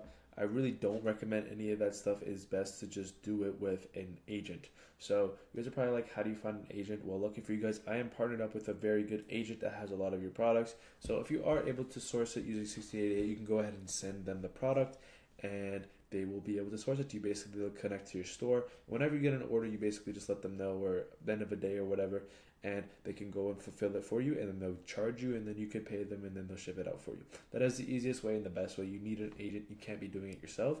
So the link to my one will be in the bio. You guys can go ahead and apply to work with one of my suppliers. Or you could go on AliExpress and find some supplier and just hit them up and be like, do you guys supply dropshipping stores? A lot of them do, but be aware that some of them will scam you. So at the beginning, I definitely would recommend going into my bio and applying and using one of those. Just for safety, they won't scam you or anything like that you have to worry about with random suppliers, or if you have, someone else that is already working for you. That is what you need to do. Supplies are very important, so make sure you're getting one with a good rate. What is a good chargeback rate? So at scale, you are going to get chargebacks, and honestly, recently Shopify payments, they have been going on a crazy spree of just banning accounts. If you guys are in the drop shipping space, you guys see Twitter and IG and stuff like that, you can definitely see a bunch of people getting banned with like a 0.2 chargeback rate, which is crazy. Um, but yeah, that is definitely unusual. So a good chargeback rate would be below, I'd say 0.7. 0.7 equals good, like good. But you're safe anywhere below 1% typically. So to keep your chargebacks low, I already told you guys you need to be on top of customer service, and you guys should have a blocker like ChargeFlow or Disputify or something like that to do all of that. So yeah, those main things will help you with chargeback rate. And other than that, I'd say chargeback rate, try to get it under 1%. But if your store is newer, you definitely do want to keep it under 0.5 if you can. The lower the better, obviously, just because you also lose money when you get chargebacks. Chargebacks are a pain in the ass. But yeah, at what point should I start making my own ads? So you guys are ripping from Callow data at the start. Um, when you should start making your own ads, I would say first see proof of demand, proof of concept that it's actually working with the Callow ads. Good ROAS, you're upping the budgets and everything. And then the first thing you can do is start with static ads. So static ads is basically photo of your product with a cool background, a little bit of benefits, and then maybe like a call to action, like 50% off today only, free shipping today only, something like that. So people will buy it. That is the easiest one to make. ChatGPT can make it for you. Gemini, they can make these for you. Um, they're the easiest to make statics, but in terms of like AI UGC B-roll content, it is a little bit trickier, and it is a little bit like harder to get into that. So again, get into that once you scale with native ads, static ads, and ripped content. AI UGC, honestly, it is difficult, but what you could do also is order the product, and depending on what your avatar is, you could maybe get some people you know to record for you and everything like that, because typically UGC performs very, very well. And that's honestly what I did for my brand. Um, my shit was working, but some of the Callow ads were dying out. People weren't making as much videos, and I didn't know how to make AI UGC at the time, so I got some of my friends, and they started recording for me, and they filmed good content. So I was able to do this pretty well. What are the most important tools you need? So at the beginning, Get Hooked, Callow Data, those two are the main important ones. I didn't mention Get Hooked in the video. I can't lie. It's mainly just as library on steroids. It's a little bit better, um, but as library I guess will do. It's free. Callow data is really important, and then like Shopify apps. Some Shopify apps would be like Kaching bundles and stuff, but those are pretty basic. Um, but like I said, I'm gonna have a link in the bio of all the tools in a tool suite, so you only have to pay for one subscription, and it comes with all of the tools that you'll need for ecom. Be aware though with that one that you will be sharing the same accounts with other people, so anything that you put in like work wise, if you name your products or anything, people will be able to see it. So you can go ahead and delete your work if you want, or you can just fuck it, just put it in there. But I'm gonna leave that in the bio because in the description, sorry, because you guys are gonna be paying 50 for Callow. You're gonna be paying for CapCut. CapCut. If you're gonna be making videos, it's like 15 a month, or maybe even 20. Then you're gonna be paying for Get Hooked probably. You guys are gonna like Get Hooked if you ever try it for like 20. And then you're gonna also be paying for like 11 Labs, which is like another 30. Oh, right there, that's 80, 95. That's 115 bucks. There's more. There's a lot more. It comes with a lot more. You guys can see in the bio. Go ahead and click it, and it will come with all of the things. So you don't need a single subscription other than that. I would recommend your own. Oh, it comes with ChatGPT Pro as well, um, and it comes with Claude AI. But again, with those ones, I recommend that you guys have your own, just because like that one is a little more personal. Like you don't want people to see what you're saying to your AI. Um, but yeah, those are the ones that you need. I'm gonna leave a link to in the description for everything here in just one tool suite, which is pretty sick. What's the best way to manage my payments? This is a really big one, and I got fucked for this one. So at the start, when I was scaling, bro, I was scaling off my debit card.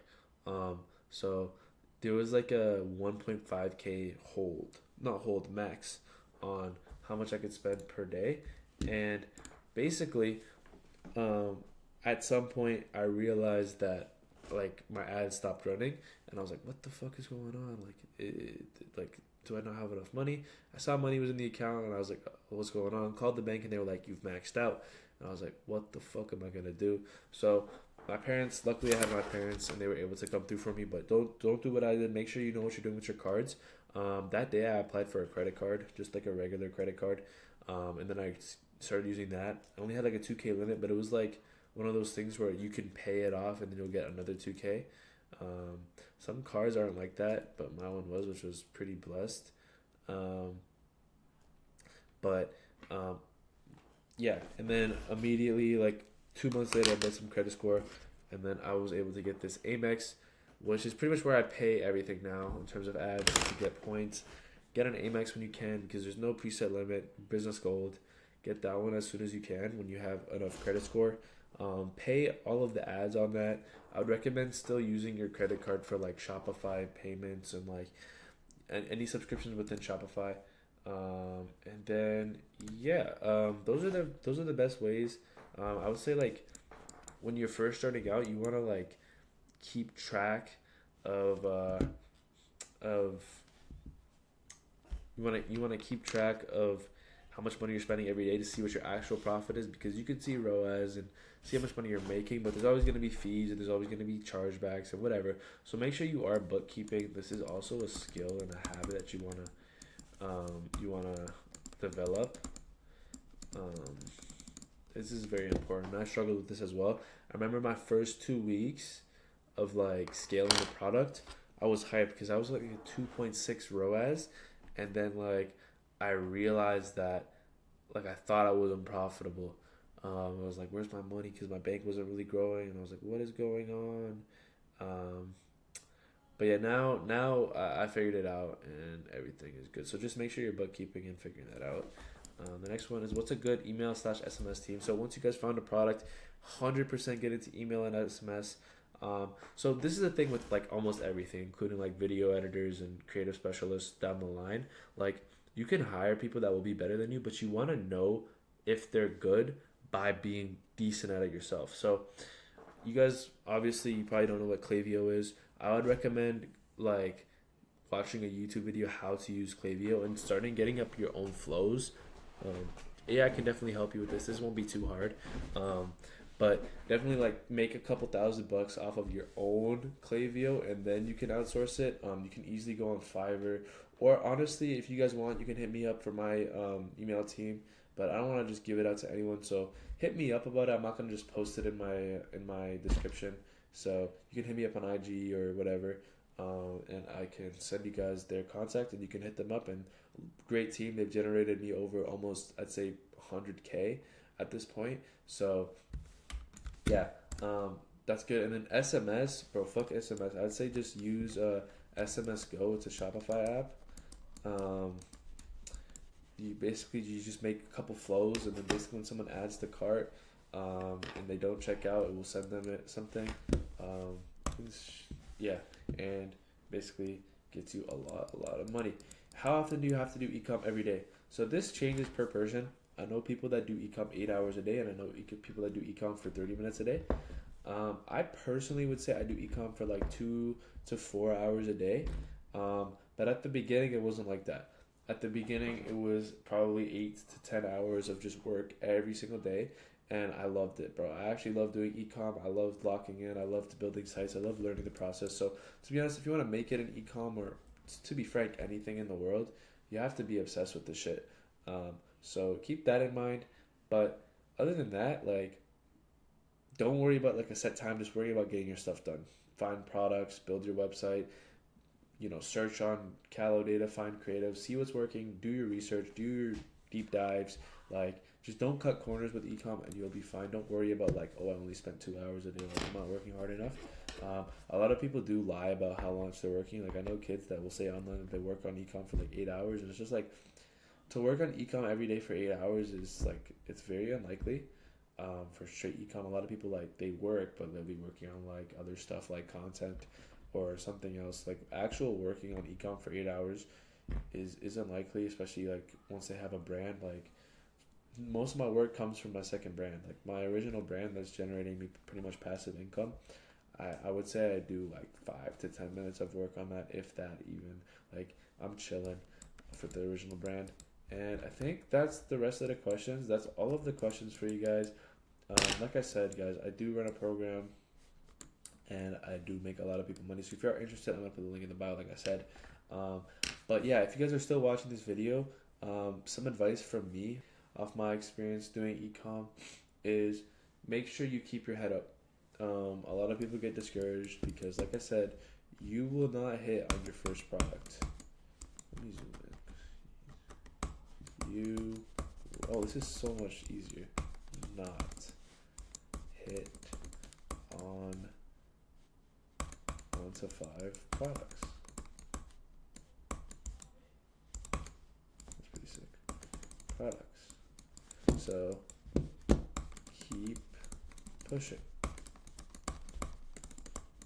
It's the blunt reality. I don't want to come in here and tell you guys on like get rich quick schemes and everything like that, because I'll be honest with you guys, there are people in my program too that they know how to do it, but they haven't cracked a product yet. Okay, not every single fucking person that does ecom is gonna crack it in a week or even a month. Like, the reality is you have to put work in, and don't get into it if you're not willing to work for at least 2 to 3 months without seeing any results. Because yes, I locked in and I did it, but if you're not gonna fucking lock in properly and you're just gonna half-ass this shit, don't expect to see results. Because I'll be honest, you can half-ass this shit and see results, but it's gonna take longer. If you lock in, I almost guarantee you guys, give yourself 45 days and you're gonna find a product. Just keep pushing, learn, ask questions. You guys can hit me up on IG again if you have any questions. But yeah, guys, this is a real business model. People are making hundreds of thousands of dollars every single month off the shit. Honestly, best business model. I've explained this. I already said this at the beginning, but yeah, honestly, thank you guys for coming. Appreciate the watch. Like, subscribe. I'm gonna be filming a lot more stuff like vlogs and stuff like that. So make sure that you guys are following, subscribing, follow me on IG, everything like that, and peace.